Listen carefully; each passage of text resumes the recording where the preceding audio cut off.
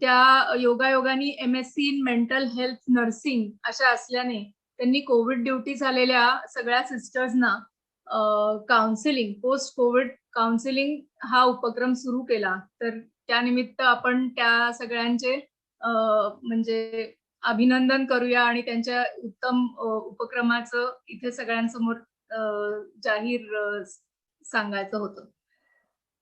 तर अशा रोजच्या रोज कोविडमध्ये काम करणाऱ्या ज्या आपल्या परिचारिका आहेत, त्यांचं मनोबल खची होत तर असेलच, पण तरीही ड्युटी इज फर्स्ट.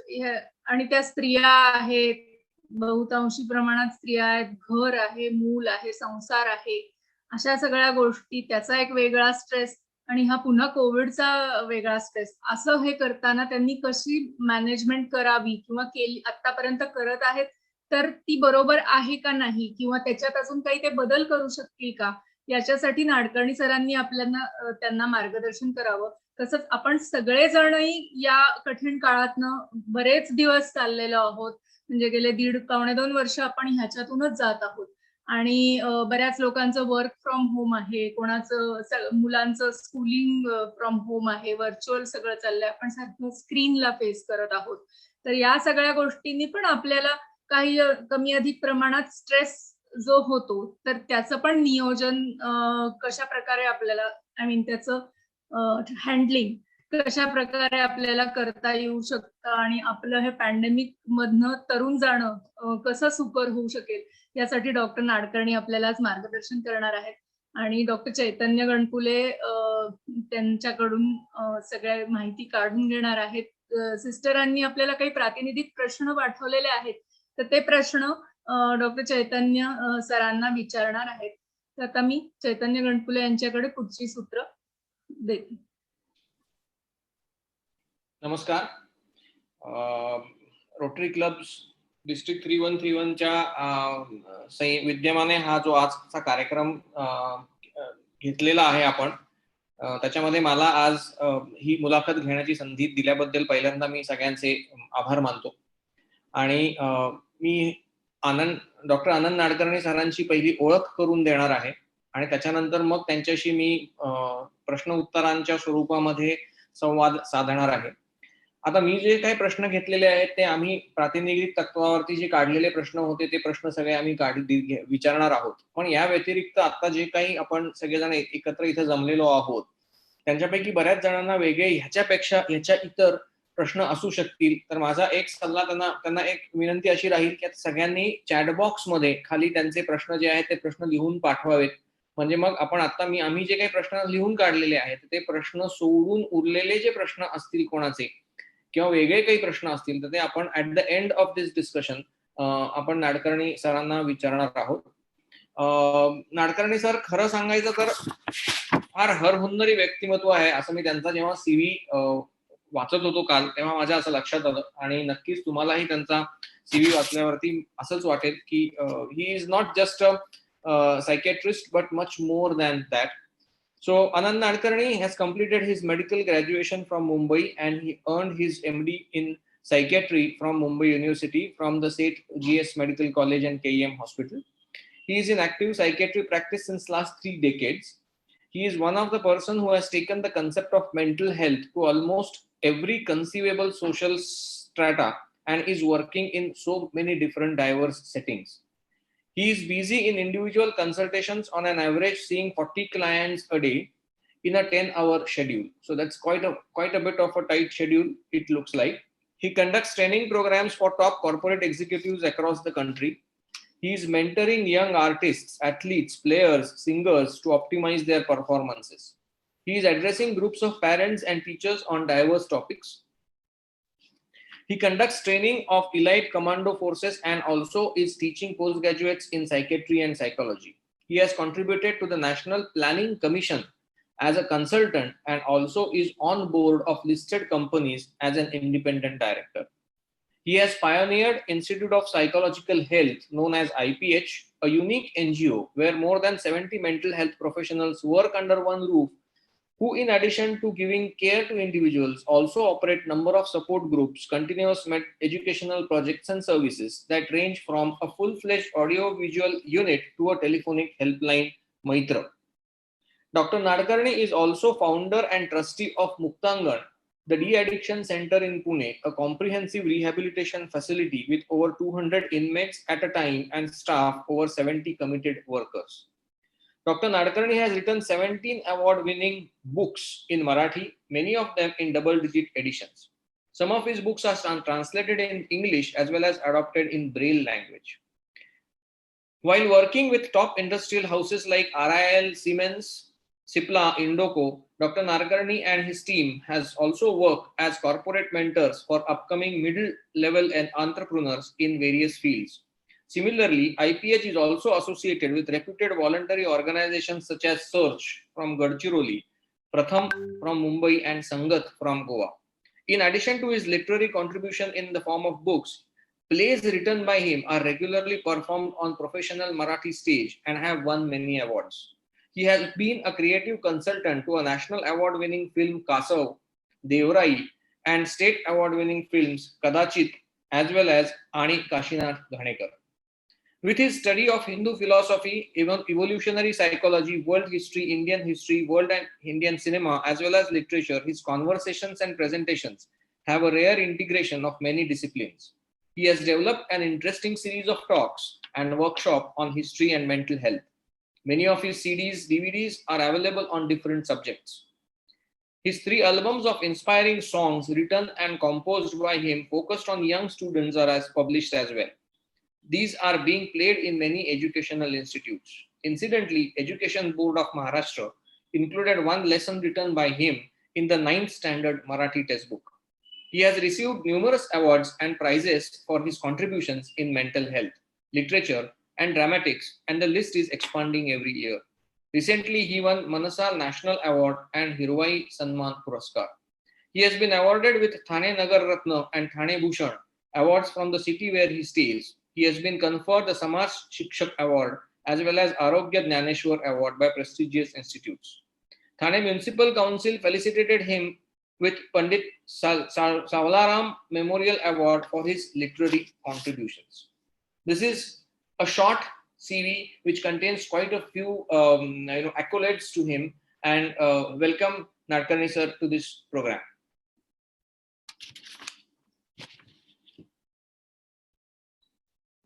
हॅलो नमस्कार. नमस्कार.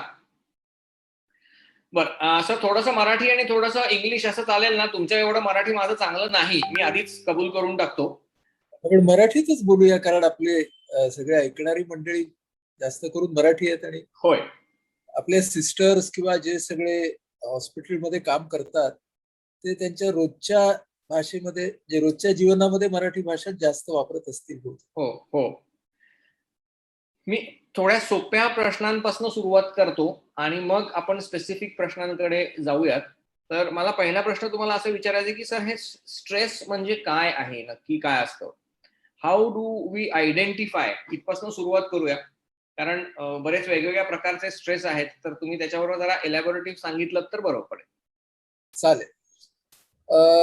चैतन्य, पहिल्यांदा तुमचे आणि या संस्थेचे आभार या संवादासाठी मला आमंत्रित केल्याबद्दल. आणि या निमित्ताने आरोग्य क्षेत्रामध्ये गेली 1.5 वर्ष जे सतत काम करतायत आणि जे आपले बिनीचे शिल्लेदार आहेत, अशा सगळ्या आरोग्य सेवकांबरोबर बोलण्याचा हा योग मला येतो आहे, याबद्दल मला खूप चांगलं वाटतंय. पहिल्यांदा जो प्रश्न तुम्ही विचारलात की स्ट्रेस म्हणजे काय, तिथूनच आपण सुरुवात करू की स्ट्रेस कशाला म्हणायचं, तणाव कशाला म्हणायचं. तर अगदी मूलभूत विचार असा करूया की ज्या वेळेला कोणताही जीव जन्माला येतो, म्हणजे अगदी एकपेशीय अमिबापासून ते माणसासारख्या कॉम्प्लिकेटेड आणि कॉम्प्लेक्स अशा प्राण्यापर्यंत, तर जेव्हा जीव जन्माला येतो, म्हणजे whenever life starts, it starts interacting with environment, म्हणजे आजूबाजूचं जे सगळं वातावरण आहे त्याच्या बरोबर हा संवाद, विसंवाद, वितंडवाद सगळा चालू होतो त्या जीवाचा.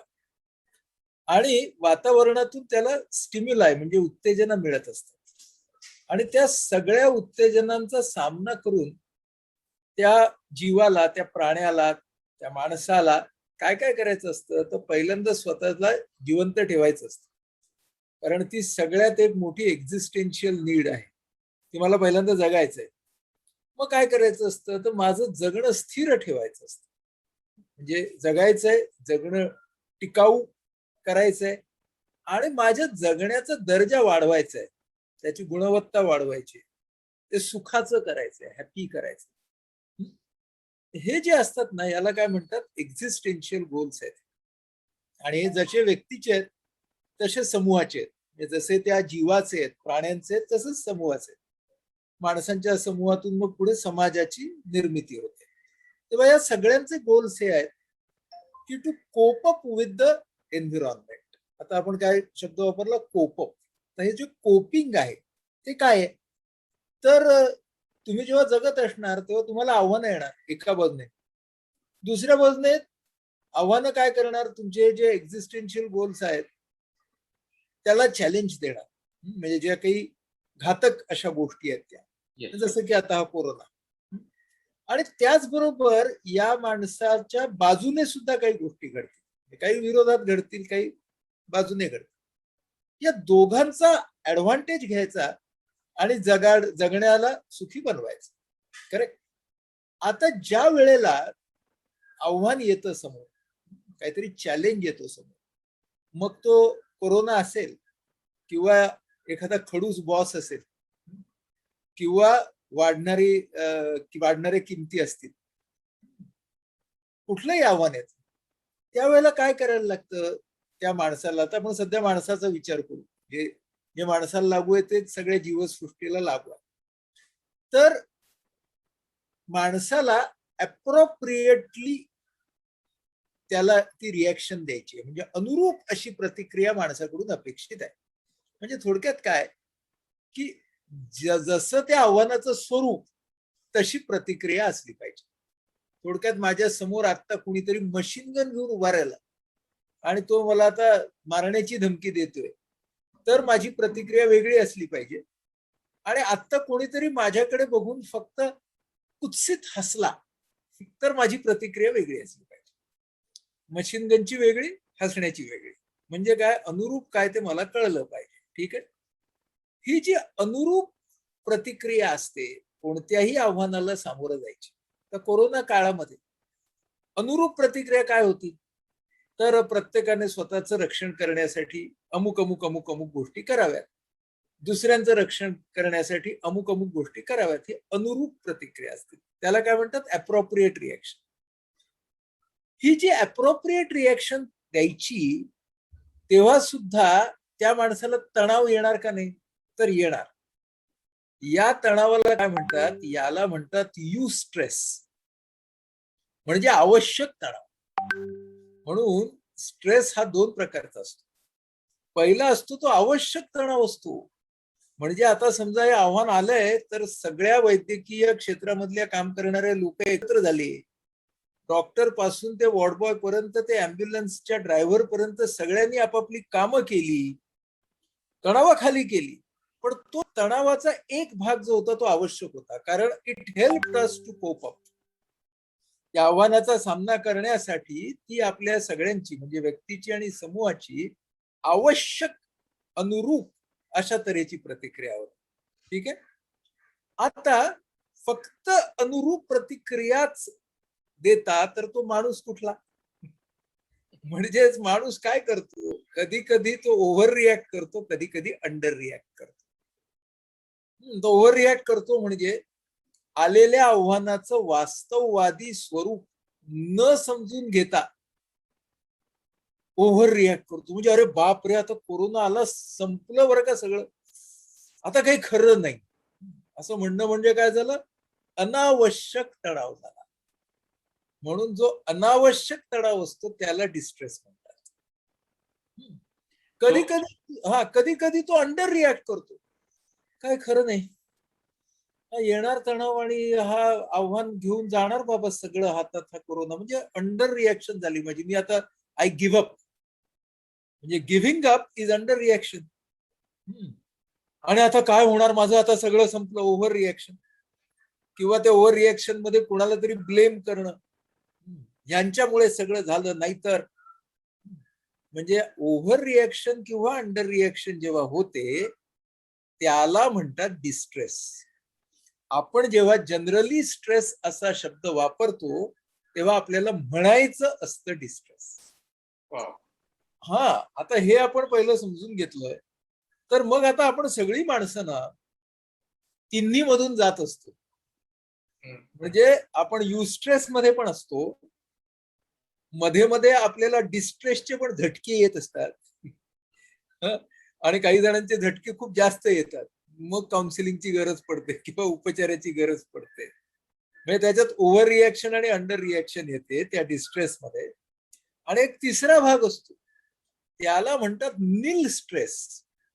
निल स्ट्रेस याचा अर्थ असा की तणावच नाकारणं, डिनायल ऑफ द चॅलेंज. ह्या कोरोना बिरोना काही नाहीये बरं का, या भाकड कथा आहेत असं म्हणणं म्हणजे निल स्ट्रेस. हे मी तुम्हाला आता विनोदाने नाही सांगत आहे, आपल्या महाराष्ट्रामधल्या ग्रामीण भागामध्ये अशा तऱ्हेची आव्हानं आरोग्य सेवकांना आलीत या काळामध्ये. गावागावात आली आहेत असं नाहीये, काही आपल्यासारख्या वैद्यकीय अधिकाऱ्यांना सुद्धा या अशा पद्धतीच्या नील स्ट्रेसचा म्हणजे we also have people amongst us who are saying that kind of things. थोतांड आहे हे सगळं, काही मास्क बिस्क वापरायचं, याची गरजच नाही, लस घ्यायची वगैरे वगैरे वगैरे. आपल्या लक्षात आला की काही जण नील स्ट्रेस हा एक भाग. आणि तो नील स्ट्रेस म्हणजे कसा आहे की सगळ्या बंधनांना झुगारून मंडळी बाहेर पडतात बघा, तो नील स्ट्रेस असतो बरं का.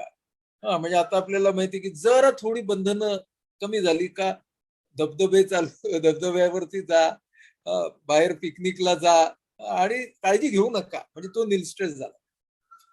अति काळजी घेणं म्हणजे त्या डिस्ट्रेस मध्ये आम्ही काय बघतोय, आम्ही या मानसिक आरोग्य क्षेत्रात काम करणारी मंडळी, की आधी स्वच्छता होती, आता काही जणांनी त्या स्वच्छतेचं रूपांतर निर्जंतुकीकरणात केलं आणि ते निर्जंतुकीकरण सुद्धा त्यांनी इतकं वर नेलं की आता त्याचाच त्या व्यक्तीला आणि त्याच्या घरातल्या लोकांना त्रास होतोय. म्हणजे ही ओव्हर रिॲक्शन झाली असं सुद्धा झालं.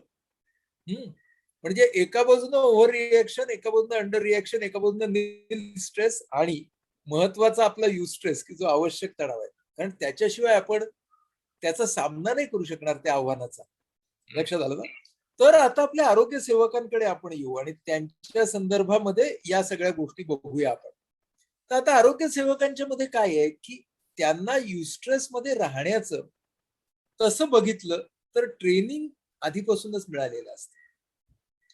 म्हणजे डॉक्टर्स असू देत, इंटर्न्स असू देत, नर्सिंग स्टाफ असू दे, त्यांना माहिती असतं की आपण नेहमीच जोखमीचं काम करतोय. आपण जीवाला वाचवायचं आहे आपल्याला आणि ते जोखमीचं काम आहे.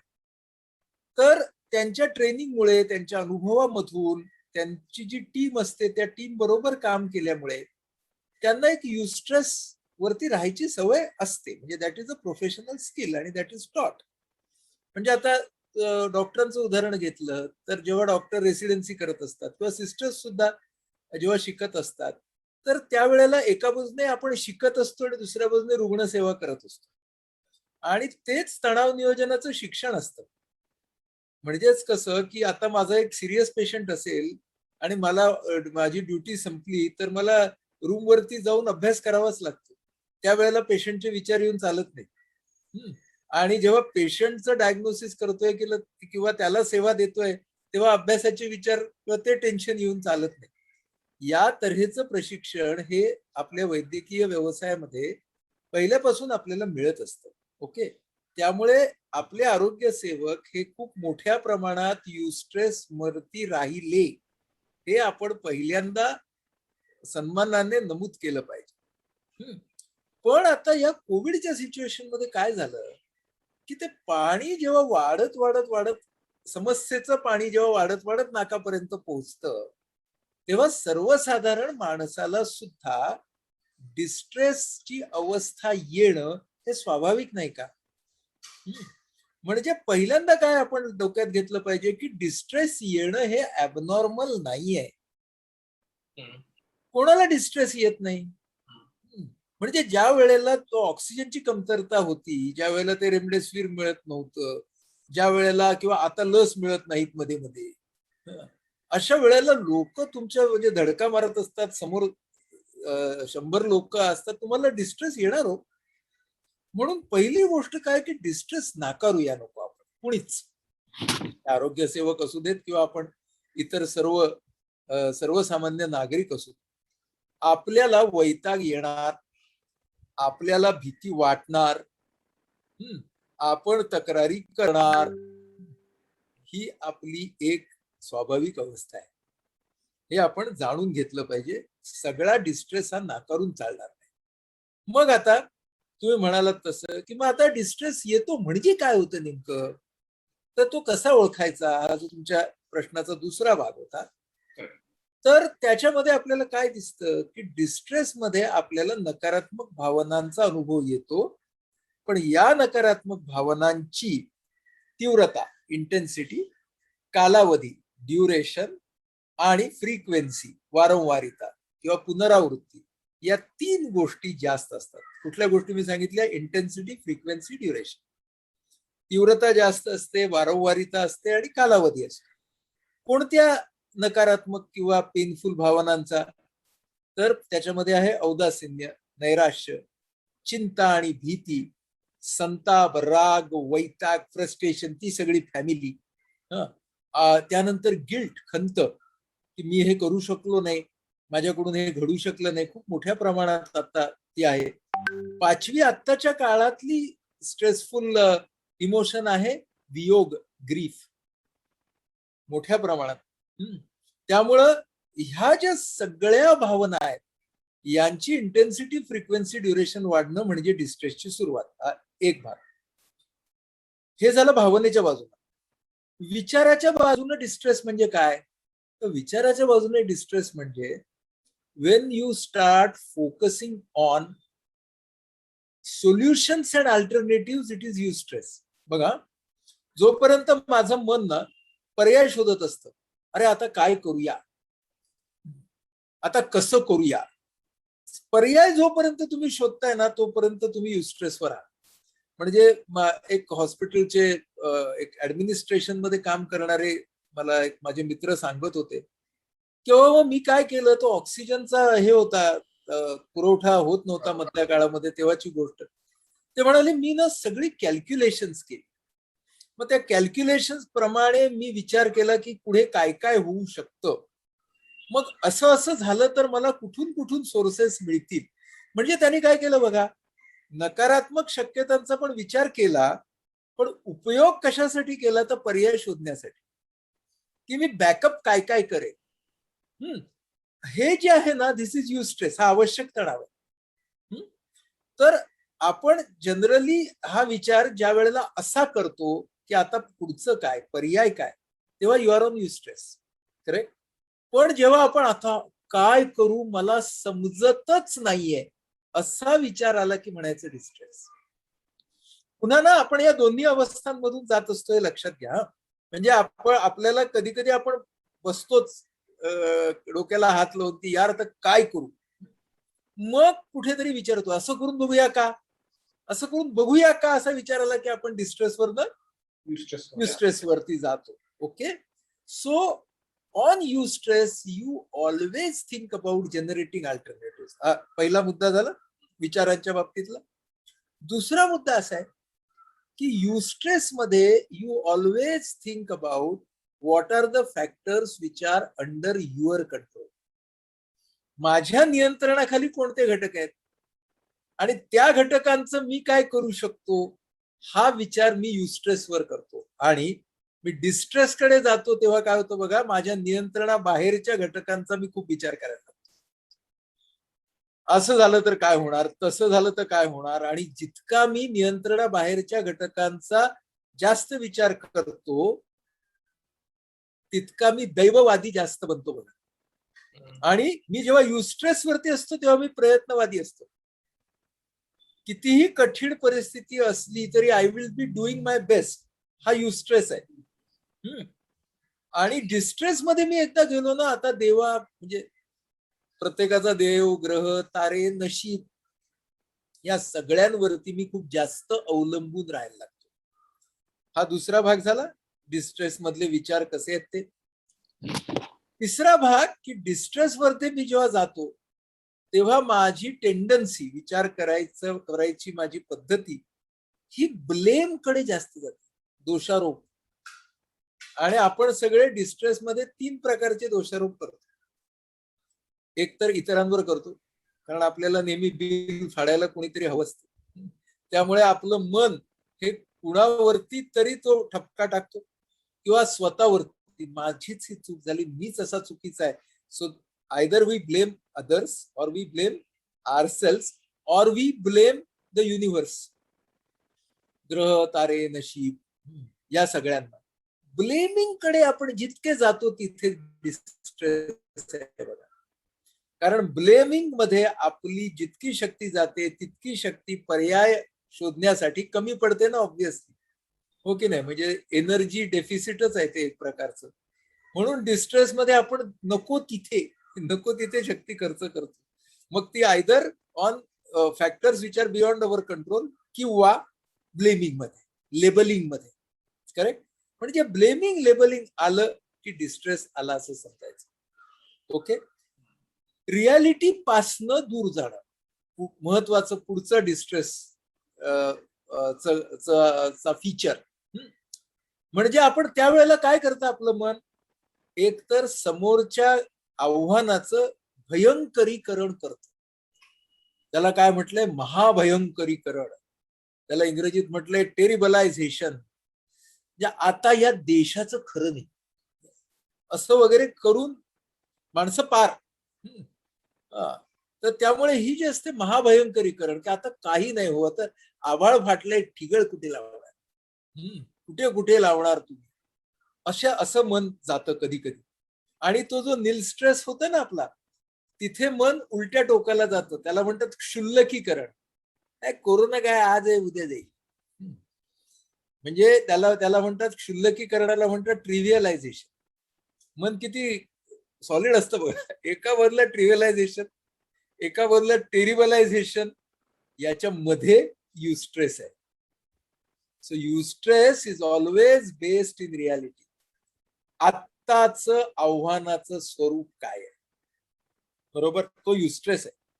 उद्या जे आव्हान येणार आहे, आता आपला डेल्टा व्हायरस किंवा अमुक सगळ्या गोष्टी येऊ शकतं, तिसरी लाट, त्या शक्यतांचा विचार करणं, त्याप्रमाणे नियोजन करणं.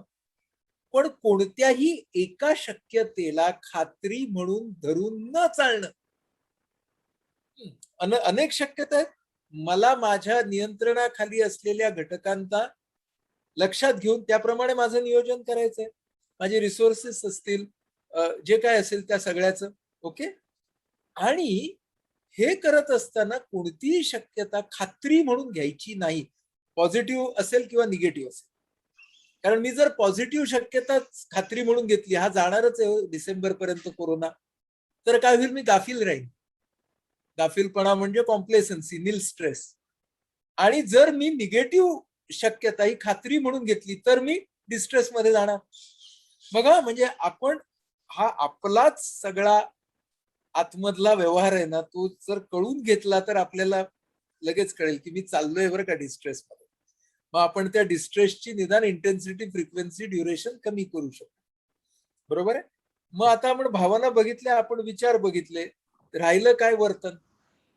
तर ज्या वेळेला वर्तन हे गोल ओरिएंटेड म्हणजे उद्दिष्टांच्या दिशेने नेणारं असतं, ज्यावेळी हे वर्तन स्वतःच्या तसंच इतरांच्या आरोग्याचं, भावनांचं रक्षण करणारं असतं, त्याला आपण काय म्हणतो, we call it assertive behaviour. म्हणजे त्यामध्ये त्याला दिशा आहे, त्या वर्तनाला, त्याला ध्येय आहे, त्याला नियोजन आहे. हे जे वर्तन आहे ते युस्ट्रेस मध्ये होतं. आणि मग डिस्ट्रेस मध्ये कुठलं होतं, आयदर अग्रेसिव्ह, बरोबर, की आक्रमक बनतात लोक डिस्ट्रेस मध्ये, किंवा कधी कधी सबमिसिव्ह बनतात, म्हणजे गलितगात्र होतात. आणि कधी कधी पॅसिव्ह म्हणजे अगदी सुन्न होऊन जातात. तो डिस्ट्रेस आहे. आणि नील स्ट्रेस मध्ये काय, गाफीलपणा आणि बेदरकार वर्तन. हा नील स्ट्रेस आहे. मग आपल्याला वर्तनामध्ये पण मिळाले बघा, हा आपला लंबक मिळाला वर्तनाचा. म्हणजे आपण आता भावना, विचार आणि वर्तन या तिन्ही बाजूने डिस्ट्रेस म्हणजे काय हेही समजून घेतलं. बरोबर आहे. हा, म्हणजे आपण आतापर्यंत काय काय बघितलं, युस्ट्रेस आणि डिस्ट्रेस याच्यातला फरक बघितला. दोन्ही अवस्था आपल्यामध्ये असणार असं बघितलं. डिस्ट्रेस हा विचार, भावना, वर्तनाच्या मधून कसा येतो ते आपण बघितलं. आता पुढे जाऊ. ओके. आता एक असा प्रश्न होता की डिस्ट्रेस, आता आपण हे बघितलं की स्ट्रेस आणि डिस्ट्रेस याच्यामधला फरक आपण बघितला, त्याच्यामुळे आपण आता डिस्ट्रेस वरती बोलूयात. तर डिस्ट्रेस, अँझायटी, फिअर आणि आता आपल्या भाषेमध्ये PTSD ज्याला आपण म्हणतो, त्याला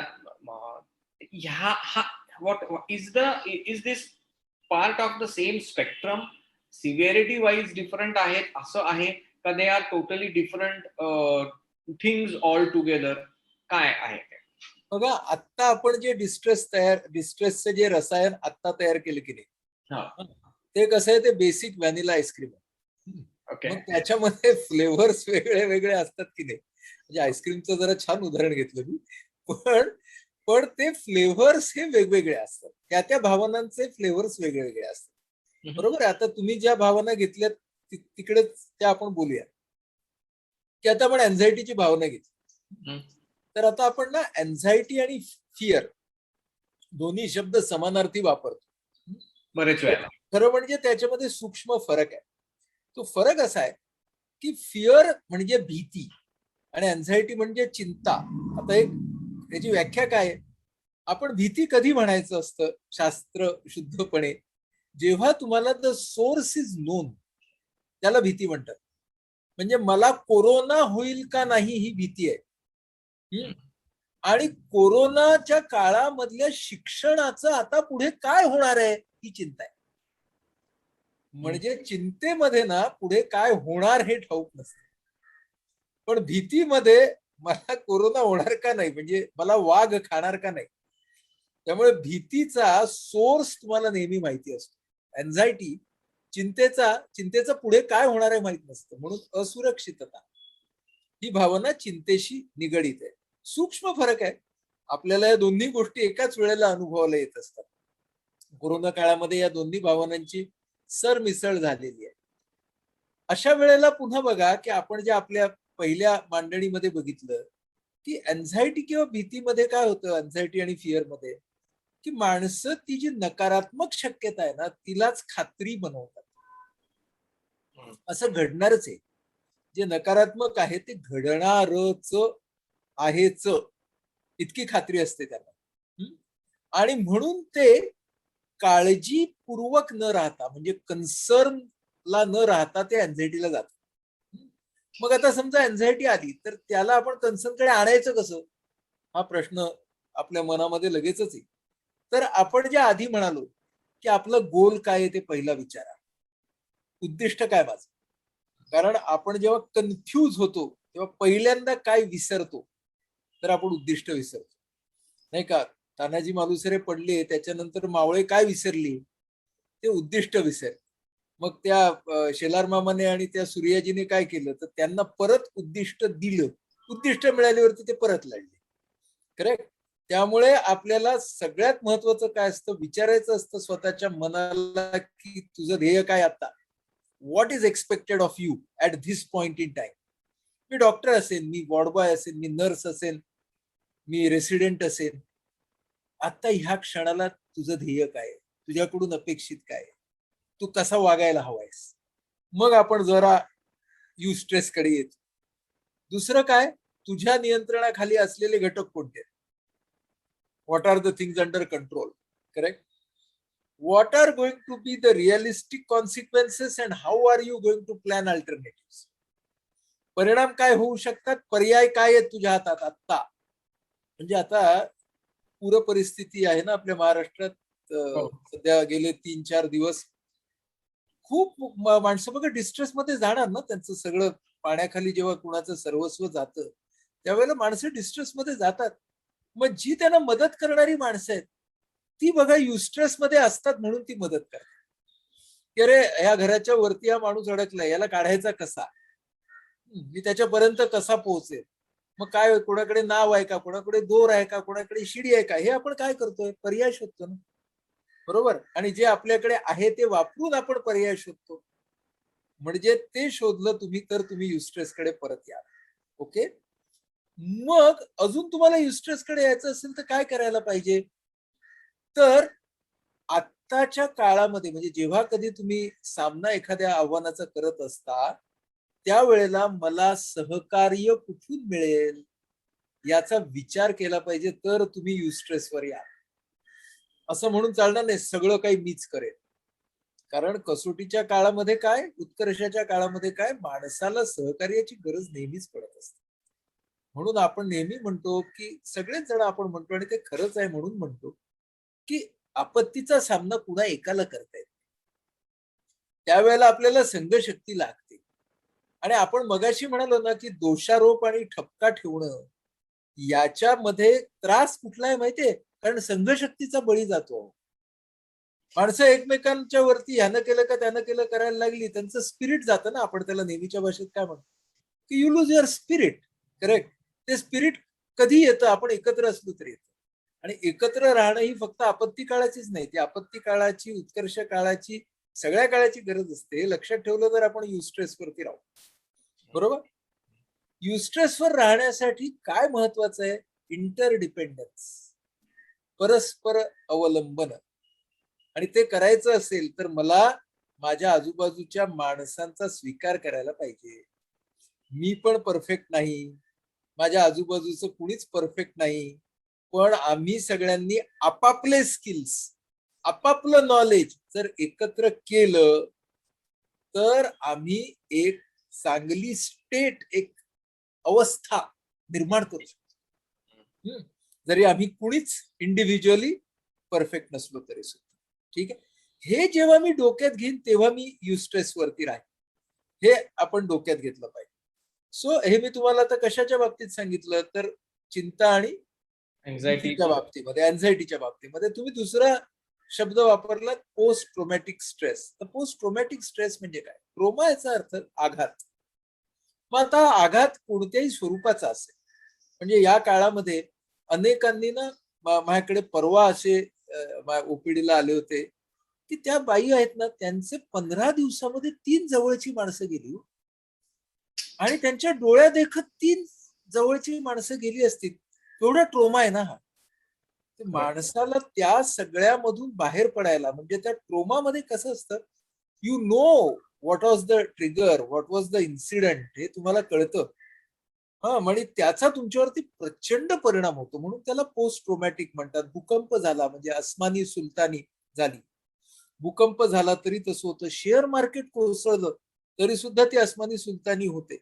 तर असं ज्या वेळेला होतं तेव्हा माणसाच्या मनामधली प्रतिकार शक्ती ही उन्मळून पडते, कोसळून जाते, त्याला पीटीएसडी असं म्हणतात. आणि त्याचा परिणाम, त्या आघाताचा परिणाम अत्यंत खोलवर राहतो, त्याला पीटीएसडी म्हणतात. तो आपल्याला या कसोटीच्या काळामध्ये खूप प्रमाणामध्ये आता दिसतोय. आणि आता त्याच्यामध्ये आपल्या वैद्यकीय क्षेत्रामध्ये काम करणाऱ्या लोकांमध्ये, परिचारिकांमध्ये, डॉक्टरांमध्ये तो जास्त प्रमाणात दिसतोय, कारण त्यांना 2 वेगवेगळ्या गोष्टींवरती लढावं लागतंय. एक, त्यांना लोकांना वाचवण्याचा प्रयत्न करत राहावा लागतोय, जेव्हा तुम्हाला शाश्वती नाहीये, समोरचा काय होणार आहे, काय घडणार आहे, त्यामुळे आपल्या डोळ्या देखत काही जण जात आहेत ही भावना, आणि तरी सुद्धा आपल्याला परत उभं राहायचंय, कारण आणखीन 2 लोकांना मी वाचवू शकणार आहे का ह्या विचारांनी. ऍट द सेम टाइम माझ्या घरच्या लोकांचं सुद्धा काही ना काहीतरी पडझड होत राहती आहे, तेही बघायचं आहे. So actually they are all working on 2 fronts. तुम्ही आता चैतन्य अगदी करेक्ट बोललात, अगदी करेक्ट. म्हणजे हाच मुद्दा आहे आपला आरोग्याच्या क्षेत्रामध्ये काम करणाऱ्यांचा, की आरोग्य क्षेत्रामध्ये काम करणारे हे रोज ट्रोमा पाहत आहेत, ते आघात पाहत आहेत, आणि त्याच वेळेला त्यांच्या वैयक्तिक आयुष्यामध्ये सुद्धा त्यांच्यावरती आघात होत आहेत. अनेकांच्या वरती झाले आहेत, होत आहेत, त्यांच्याही जवळचं कोणीतरी जात आहे, त्यांच्याही घरातल्या कोणाला तरी त्रास होतोय, सगळं होतंय. मग अशा वेळेला खास आरोग्यामध्ये काम करणाऱ्या लोकांनी काय करावं, ही आपल्या समोरची फार महत्वाची गोष्ट आहे. बघा, सगळ्यात महत्वाचं आपल्याला काय करायला पाहिजे की आरोग्य क्षेत्रामध्ये काम करणाऱ्या माणसानं स्वतःच्या आरोग्याची काळजी फक्त शारीरिक नाही तर मानसिक आरोग्याची काळजी पण घेणं गरजेचं आहे. आता मानसिक आरोग्याची काळजी घ्यायची म्हणजे काय करायचं, तर कारण हे सगळेच सांगतात मानसिक आरोग्याची काळजी घ्या, पण आपण जरा 1 2 3 4 सांगूया म्हणजे आपण मानसिक आरोग्याची काळजी घेतली गेली पाहिजे हे सुद्धा गेल्या 1.5 वर्षामध्ये सर्वसामान्य लोकांपर्यंत ही बाब पोहोचलीये. नाहीतर ती बऱ्याचशा अंशी फक्त काही लोकांपुरतीच मर्यादित राहिलेली होती. हो, खरंय तुमचं म्हणणं. या पॅन्डेमिकमुळे हे लक्षात आलंय की आपल्याला त्याचीही तितकीच आवश्यकता आहे, हे सर्वसामान्यांच्याही लक्षात यायला लागलंय आता. अगदी, I totally agree with you.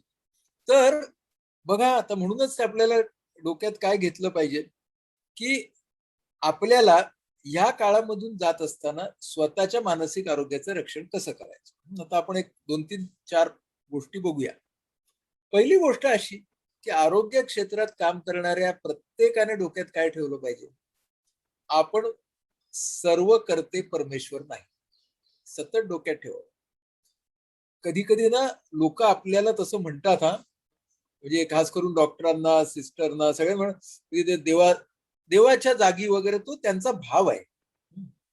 आपण माणसं आहोत, आपल्या माध्यमातून हिलिंग हे होत असतं.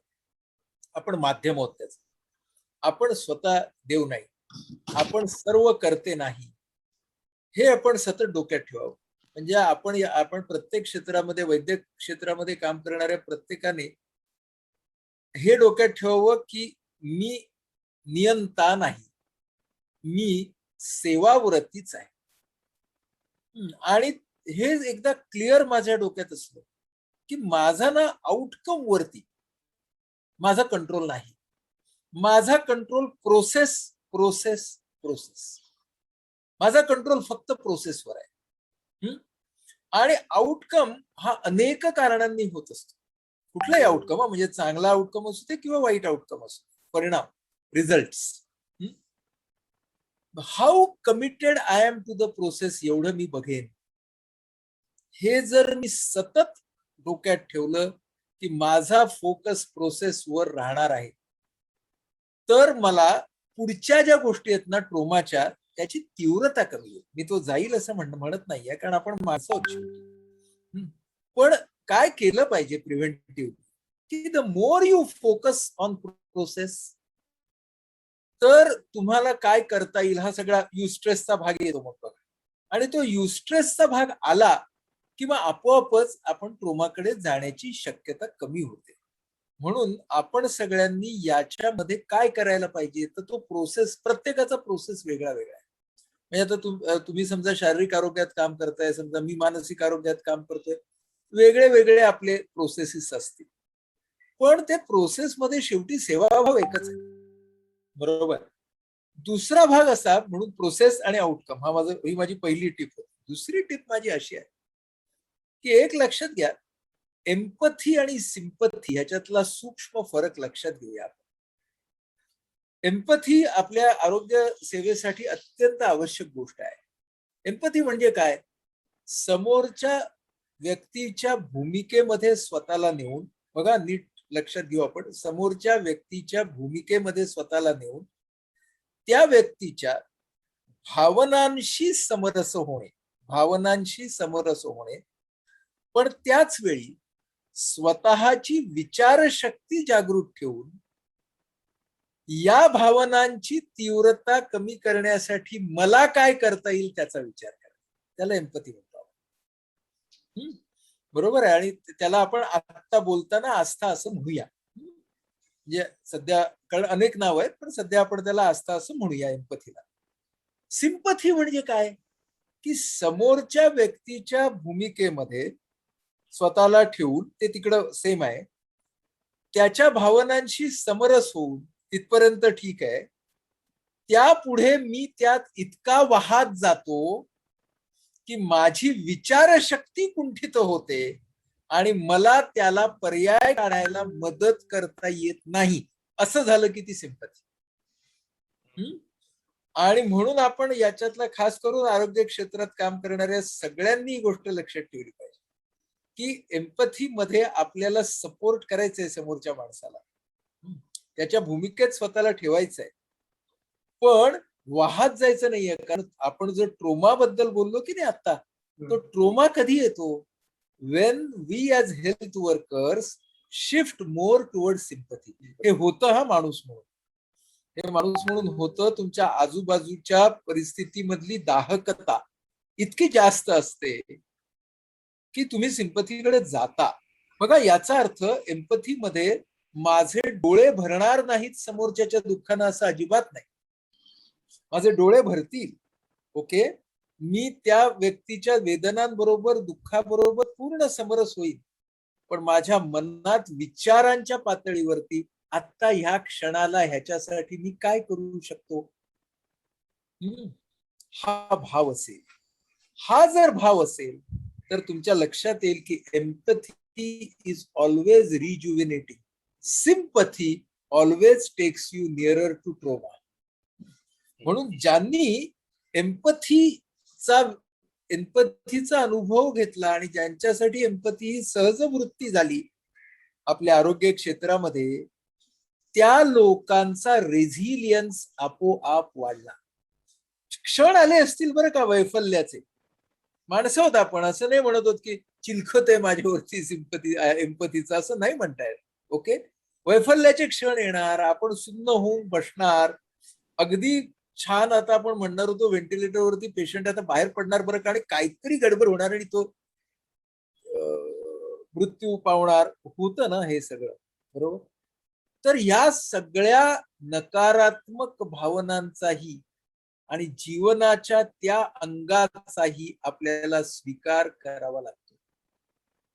जरासं फिलॉसॉफिकल आहे, पण आपण जन्म आणि मृत्यू वैद्यकीय व्यवसायामध्ये सतत पाहत आहोत, नाही का. म्हणजे एका बाजूला आपल्या जनरल हॉस्पिटलमध्ये काम करत असाल तर ससूनची सगळी मंडळी आहेत आपल्याकडे, तर एका बाजूला एक बाळ असतं, ते बाळ जन्माला येत असतं, दुसऱ्या बाजूला मॉर्ग असते, तिकडे शवविच्छेदनासाठी शव जात असतं. म्हणजे मेडिकल कॉलेज किंवा टीचिंग हॉस्पिटल हे आपल्याला जीवनच शिकवतं, जीवन मृत्यू शिकवतं.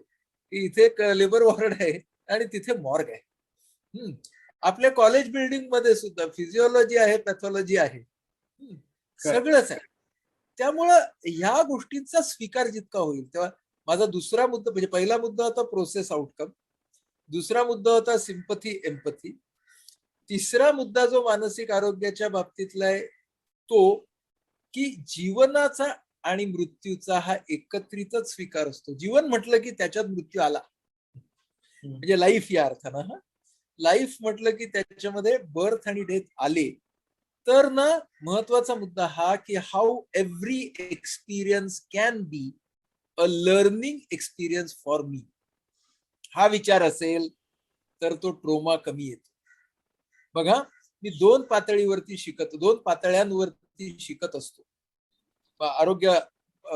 आरोग्य क्षेत्रात काम करणारा प्रत्येक जण वैयक्तिक पातळीवरती मी जीवनाचा स्वीकार शिकत असतो, आणि व्यावसायिक पातळीवरती प्रोफेशनल म्हणून मी पुढच्या रुग्णाची सेवा कशी करायची ते शिकत असतो. म्हणजे एक तुम्ही साधं उदाहरण घ्या की सेकंड वेव्ह पर्यंत आपल्याकडचे बहुतेक डॉक्टर जे कोरोना ट्रीट करत होते की नाही, त्यांना माहिती झालं होतं काय झाल्यावर काय होणार. म्हणजे हळूहळू आपल्याला कळत होतं स्टिरॉइड केव्हा द्यायची, आपल्या लंग स्कॅन मध्ये काय दिसलं की काय होतं, कळलं ना आपल्याला. That was our professional learning. तेव्हा आपलं लर्निंग दोन्ही बाजूने चालू जर राहिलं, एका बाजूने प्रोफेशनल आणि एका बाजूने पर्सनल, तर आपण ना काय करतो, तर मग आपण त्या बर्नआउट पासून, त्या पोस्ट ट्रोमॅटिक स्ट्रेस डिसऑर्डर पासून स्वतःला दूर नेतो. ओके, ही चौथी गोष्ट झाली. पुढची गोष्ट की कोणत्याही काळामध्ये रिलॅक्सेशन म्हणजे त्याच्यामध्ये एक भाग आहे तो आराम. आरामाचं एक रिलॅक्सेशन आहे, आणि दुसरं रिलॅक्सेशन आहे चेंज. म्हणजे changing your activity, that is also relaxation. म्हणजे रिलॅक्सेशनचा एक अर्थ आहे मी आराम स्वतःला दिला पाहिजे. आता आराम द्यायचा म्हणजे काय करायचं? म्हणजे रिलॅक्सेशनचा खरा अर्थ काय माहितीये का? रिलॅक्सेशन म्हणजे मुवमेंट्स विदाउट प्री ऑक्युपेशन, हा रिलॅक्सेशनचा अर्थ आहे. नाहीतर आय एम प्री ऑक्युपाइड ना. अरे आता काय, आता ओपीडी आहे, ओपीडी नंतर काय आहे, थिएटर आहे, मग थिएटर नंतर काय आहे, घरी जाऊन कुकर लावायचंय, मग काय आहे, मग मुलांचा अभ्यास घ्यायचाय. I am always have some preoccupation. म्हणून म्हणजे मी जेव्हा लोकांना सांगतो, पेशंटना सांगतो आमच्या की हो रिलॅक्स करा, ते म्हणाले हो रिलॅक्स करा म्हणजे काय? म्हणजे म्हटलं तुम्ही प्रत्येक वेळेला काय ध्यानामध्ये बसायला पाहिजे असं नाही. तुम्ही जी काही ऍक्टिव्हिटी करणार त्याच्यामधले 5 मिनिटं 10 मिनिटं जी काय असतील त्याच्यामध्ये हे बघा की you are maximum free of preoccupation. तेवढं बघा. म्हणजे मी तुम्हाला गंमत सांगतो, मी आणि माझी बायको या सगळ्या काळामध्ये रोज पत्त्याचे 2 डाव खेळायचे. तर आमच्यासाठी ना दॅट वॉज रिलॅक्सेशन, कारण काही प्री ऑक्युपेशन नाही, पत्ती खेळायची. आणि त्यावेळेला आपल्याला तोच भाग घ्यायचा. तसं झालं तर रिलॅक्स होतो बघा. रिलॅक्सेशन हे वेळावरती अवलंबून नसतं बऱ्याच वेळेला. तुम्हाला ती 5 मिनिटं, ती 10 मिनिटं विदाऊट प्री ऑक्युपेशन मिळाली ना, तर तुम्ही परत रिज्युएनेट होता. म्हणजे तुम्ही समजा कॅन्टीन मध्ये गेलात तुमच्या हॉस्पिटलच्या, तिथे चहा प्यालात आणि चहा पिताना प्री ऑक्युपेशन तुमचं गेलंच नाही, तर चहाचा फायदा नाही होत. पण तुम्हाला 4 माणसं भेटली आणि त्याच्यामधून तुम्हाला नवीन काहीतरी तुम्ही बोललात, मग तुमचं प्री ऑक्युपेशन केलं. That is one relaxation. Secondly बरोबर या नवनीत कौर ज्या म्हणतायत हॉबीज. आता हॉबीज काय करतात बघा. Hobbies not only give us distraction but they give us learning also. Hobbies का महत्वाच्या आहेत की त्या फक्त डिस्ट्रॅक्शन नाही देत आपल्याला, तर त्या आपल्याला शिकवतात, त्या आपल्याला आपले इंटरेस्ट जागृत करतात. म्हणून हॉबीज या रिलॅक्सिंग असतात. म्हणून आपण काय करावं की हॉबीज मध्ये सुद्धा ना विचार परफॉर्मन्सचा करण्यापेक्षा प्रोसेसचा करावा. म्हणजे काय, मी समजा चित्र काढतोय ना, मला चित्र काढायची समजा हॉबी आहे, मी चित्र काढत राहू, त्याचं मला प्रदर्शन वगैरे भरवायचंय की नाही तो विचार बदला करा, तर मग ती माझी हॉबी होते. बरोबर. त्यामुळे कारण आपली गडबड काय होते ना की आपल्याला परफॉर्मन्सचं क्षेत्र कोणतं आणि रिलॅक्सेशनचं क्षेत्र कोणतं हे कळलं पाहिजे. नाहीतर काय होईल माहितीये का की आपण प्रत्येक क्षेत्रामध्येच परफॉर्मन्स शोधायला गेलो की तिथे युस्ट्रेस डिस्ट्रेस चालू होणार. त्यामुळे पेंटिंग जर मेडिटेशन व्हायचं असेल तर काय झालं पाहिजे बघा, तर त्यातला आउटकम विसरला गेला पाहिजे. जेव्हा प्रोसेस हाच पूर्ण होतो त्यालाच आपण मेडिटेशन म्हणतो. कारण त्यावेळेला ती व्यक्ती पूर्णपणे हिअर अँड नाऊ मध्ये असते. म्हणजे तो पेंट करणारा जो कलाकार आहे तो पेंट, ते चित्र, त्याच्या रेषा, त्याचे रंग या सगळ्यामध्ये अगदी तल्लीन झालेला आहे. ते तल्लीनता जी आहे ती जी आहे ना ती समरसता आहे. आणि आपल्याला नेहमी काय करायला लागतं, जे त्यांनी पेंटिंगचं उदाहरण घेतलं म्हणून सांगतो. पेंटिंग मध्ये 2 असतात बघा गोष्टी. एक म्हणजे तल्लीन झालेला असतो आणि नंतर ना तो थांबतो, हा पेंटर 2 पावलं पाठी येतो आणि आपण नेमकं काय काढलंय ते बघतो. ते अवलोकन असतं, ते चिंतन असतं. म्हणजे एका बाजूला it has to be contemplation आणि दुसऱ्या बाजूला it has to be meditation. हे लोक विसरतात. Contemplation and meditation are 2 sides of the same coin. म्हणजे त्यांनी पेंटरचं उदाहरण दिलं म्हणून. आणि हे सगळ्यामध्ये खरं आहे बघा. सर्जन ना ऑपरेट करत असतो, तो ऍब्सोल्युटली त्या प्रोसेसमध्ये असतो, मध्येच तो थांबतो, तो ना सगळ्याचा अंदाज घेतो. आता काय टिश्यू कुठं काय बघतो ना, मग परत तल्लीन होतो. So it is always meditation and contemplation. हे आपण बघितलं पाहिजे. आता अजून कोणीतरी आता तिथे लिहिलं की चेंज केला तर त्याने रिलॅक्सेशन मिळतं का? हो मिळतं, प्रोव्हाइडेड ती चेंज वाली गोष्ट ना नवीन प्री ऑक्युपेशन नसली तर. तर त्याच्यामधून आपल्याला रिलॅक्सेशन मिळू शकतं. म्हणून हे आपण काढणं ना, हे करणं ही गोष्ट महत्वाची आहे. तर ते जर त्या तऱ्हेचं रिलॅक्सेशन केलं तो फायदा आहे. आता एक पुढचा मुद्दा मानसिक आरोग्याच्या बाजूने असा आहे की आपण सगळेजण, जो मगाशी मी मांडला पण आता आपल्या आरोग्याच्या साठी पुन्हा एकदा मांडतो, कारण त्याच्यामुळेच हा पीटीएसडी किंवा ट्रोमातून आपल्याला बाहेर पडायला मदत होईल म्हणून. Don't be hesitant for sharing. Share करा. आपल्याला त्रास झालेले मनस्ताप म्हणजेच त्याच्यासाठी काय पाहिजे, विश्वासानं ऐकून घेणाऱ्या माणसांचं एक जाळं पाहिजे आपल्या ठिकाणी, नाही का. म्हणजे आपलं आपलं कुटुंब असेल किंवा आपलं कामाचं ठिकाण असेल, नाहीतर आपण बेट बनवू, आणि बेट बनलो आपण कसोटीच्या काळात तर त्रास आपल्याला खूप जास्त होतो. म्हणून शेअरिंग इज व्हेरी इम्पॉर्टंट. आणि तुमच्या असं लक्षात येईल बघा, आपण सगळेजण या काळामध्ये शेअरिंग करायला शिकलो. अरे नाही भेटता येते तर मग काय, आता जसे भेटतोय तसे तरी भेटू, पण बोलूया आपण एकमेकांची. खरंय. हा, तर sharing is very important, otherwise will go towards trauma. त्यामुळं शेअरिंग करणं, आणि त्यासाठी पुन्हा ती टीम स्पिरिट महत्वाचं आहे बरं का आरोग्य सेवकांच्यासाठी. त्यामुळे आरोग्य सेवक ज्या वेळेला त्यांची टीम चांगली असेल ना, तेव्हा शेअरिंग चांगलं होईल. आणि शेअरिंग कधी चांगलं होतं, ज्या वेळेला समोरचा माणूस नॉन जजमेंटल असतो तेव्हा, नाही का. आपण आपण शेअरिंग करायला का घाबरतो, अरे बापरे त्याच्या मनामध्ये माझ्याबद्दल काय येईल, असं आहे का. पण जेव्हा आपल्याला असतं ना, ह्याच्या पुढे काही बोललं तरी चालेल, याने मला ऍक्सेप्ट केलंय, याच्या आणि माझ्या नात्यावरती ना मी काही बोललो तरी फरक नाही पडणार, असं जिथे आपल्याला कॉन्फिडन्स वाटतो तिथेच आपण शेअर करतो. तेव्हा अशी नाती डेव्हलप करणं हे सुद्धा आपल्या आरोग्य सेवकांच्या काय किंवा आपल्या सगळ्यांच्याच काय मानसिक आरोग्यासाठी खूप महत्वाचं आहे. मी नेहमी आता या काळात बोलताना असं उदाहरण देतो की भगवद्गीता एक कृष्ण आणि एक अर्जुन होता, पण आपण जे आता ज्या परिस्थितीत आहोत तिथे कृष्ण आणि अर्जुन या चेंजिंग भूमिका आहेत. म्हणजे आज मी तुझा कृष्ण असेल, तू माझा अर्जुन असशील, उद्या उलट होईल.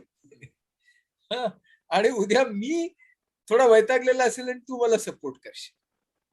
हे आपण ना या बदलणाऱ्या भूमिका, की या काळात कसोटीच्या काळामध्ये एक कृष्ण एक अर्जुन कायमचा नसतो, त्या भूमिका बदलणाऱ्या असतात. हे आपण समजून घेतलं तर मग आपण आपल्या मानसिक आरोग्याला जास्तीत जास्त चांगलं ठेवायचा प्रयत्न करू. तर मला वाटतं बऱ्यापैकी टिप्स आपल्या याच्यामध्ये झाल्या. आता तुम्ही गेल्या 1.5 वर्षापासून जे काय लोकांना भेटता आहात, त्यांच्याशी संवाद साधता आहात, पेशंट म्हणून सुद्धा, त्याच्यामुळे तुम्हाला असं कुठे जाणवलंय का की आरोग्य क्षेत्रामधनं येणाऱ्या लोकांमध्ये नर्व्हस ब्रेकडाऊनचं प्रमाण हे बाकीच्यांपेक्षा जास्त आहे किंवा वाढलंय, असं काही जाणवलंय का तुम्हाला? का ओव्हरऑलच नर्व्हस ब्रेकडाऊनचं प्रमाण वाढलंय? ओव्हरऑल वाढलंय. म्हणजे मी असं काही माझ्याकडे स्टॅटिस्टिक्स नाही की आरोग्यातल्या लोकांच्या कडचंच वाढलंय म्हणून, पण एक तुम्हाला गोष्ट एक ऑब्झर्वेशन म्हणून सांगतो, की ऑब्झर्वेशन आहे ते, त्याला काही स्टॅटिस्टिकल बॅकअप नाहीये, की वैद्यकीय व्यवसाय करणारे जे आपले डॉक्टर मित्र आहेत त्यातल्या अनेकांच्या व्यवसायावरती या कोरोनाचा खूप परिणाम झाला. जे कोरोनाशी डायरेक्ट संबंधित होते ते खूप कार्यरत होते, पण अशा अनेक डॉक्टरी शाखा आहेत, त्याचे ती हॉस्पिटल्स आहेत, त्याच्यामध्ये काम करणारे कर्मचारी आहेत, या सगळ्यांच्या एकंदरच आर्थिक आणि या सगळ्या गोष्टींच्या वरती खूप परिणाम झालेत.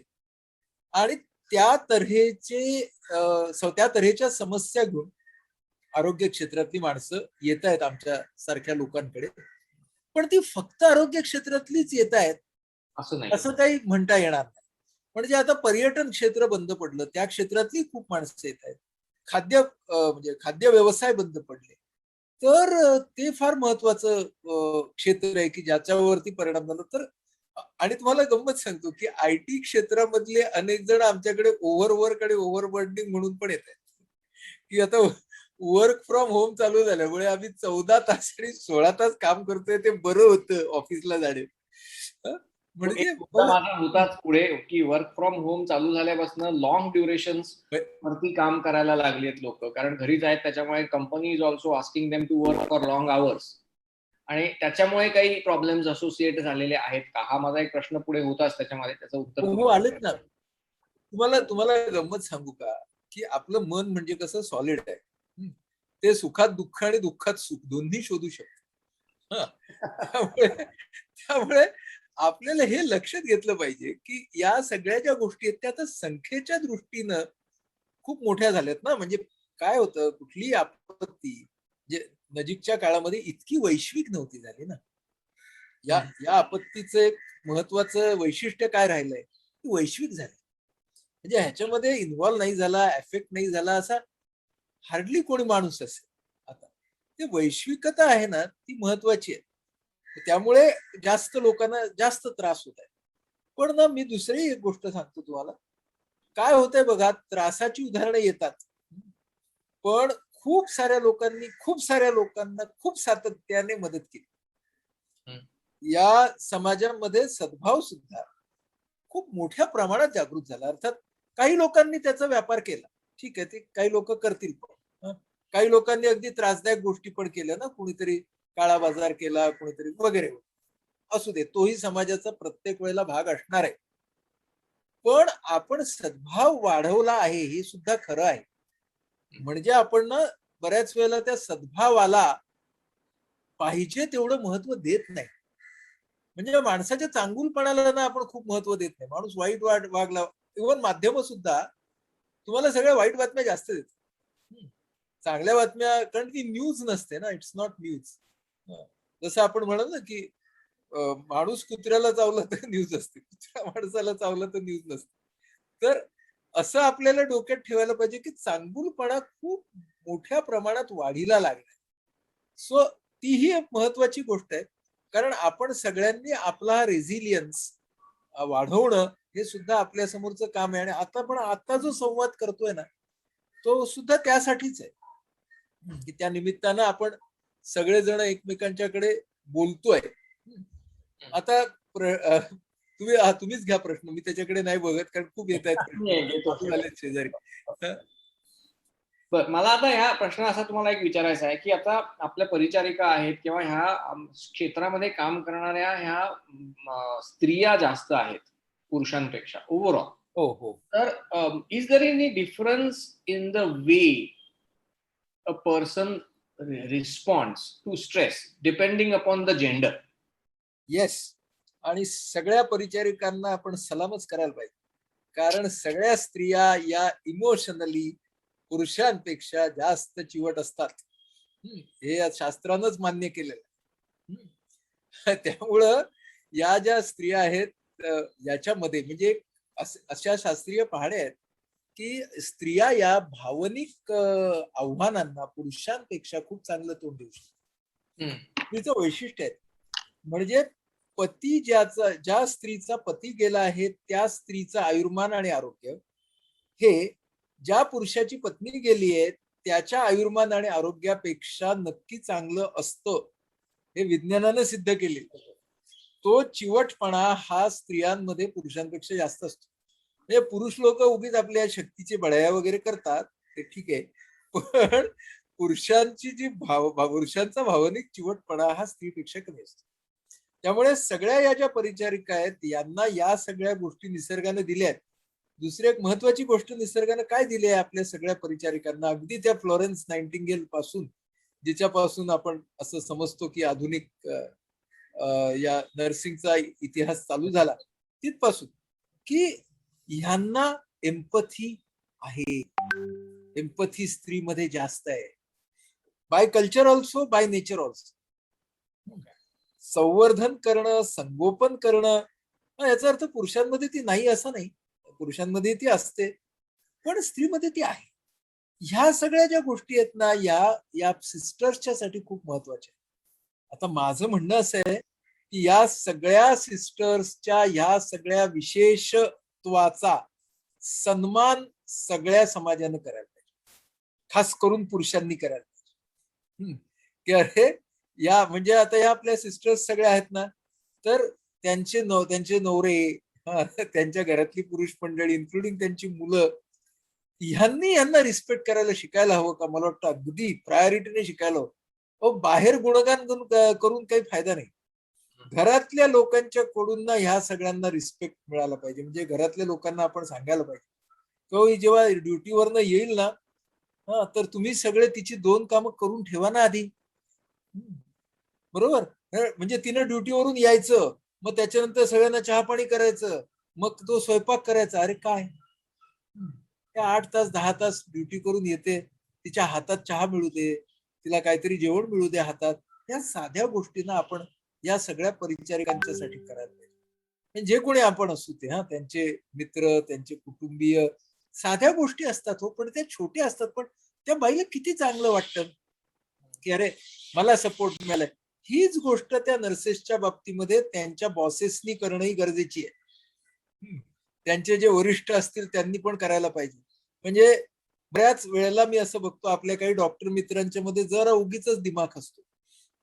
म्हणजे म्हणजे आपण असे थोडे वरती आहोत आणि आपला नर्सिंग स्टाफ आणि बाकीचे जरा आपल्या खाली आहेत. ते योग्य वेळी कशी बरोबर ओटी मध्ये बरोबर सिस्टर लागते. हा, त्यावेळेला कशी चिडचिड होते जर योग्य इन्स्ट्रुमेंट हातात नाही मिळालं तर, हो की नाही. तर त्यांना आपण सुद्धा म्हणजे सहकाऱ्यांनी त्यांच्या वरिष्ठांनी सुद्धा ना खूप मान देणं आवश्यक. आणि Correct. मान देणं म्हणजे काय, त्याला काही असं काय मखरात बसवा असं नाही हो.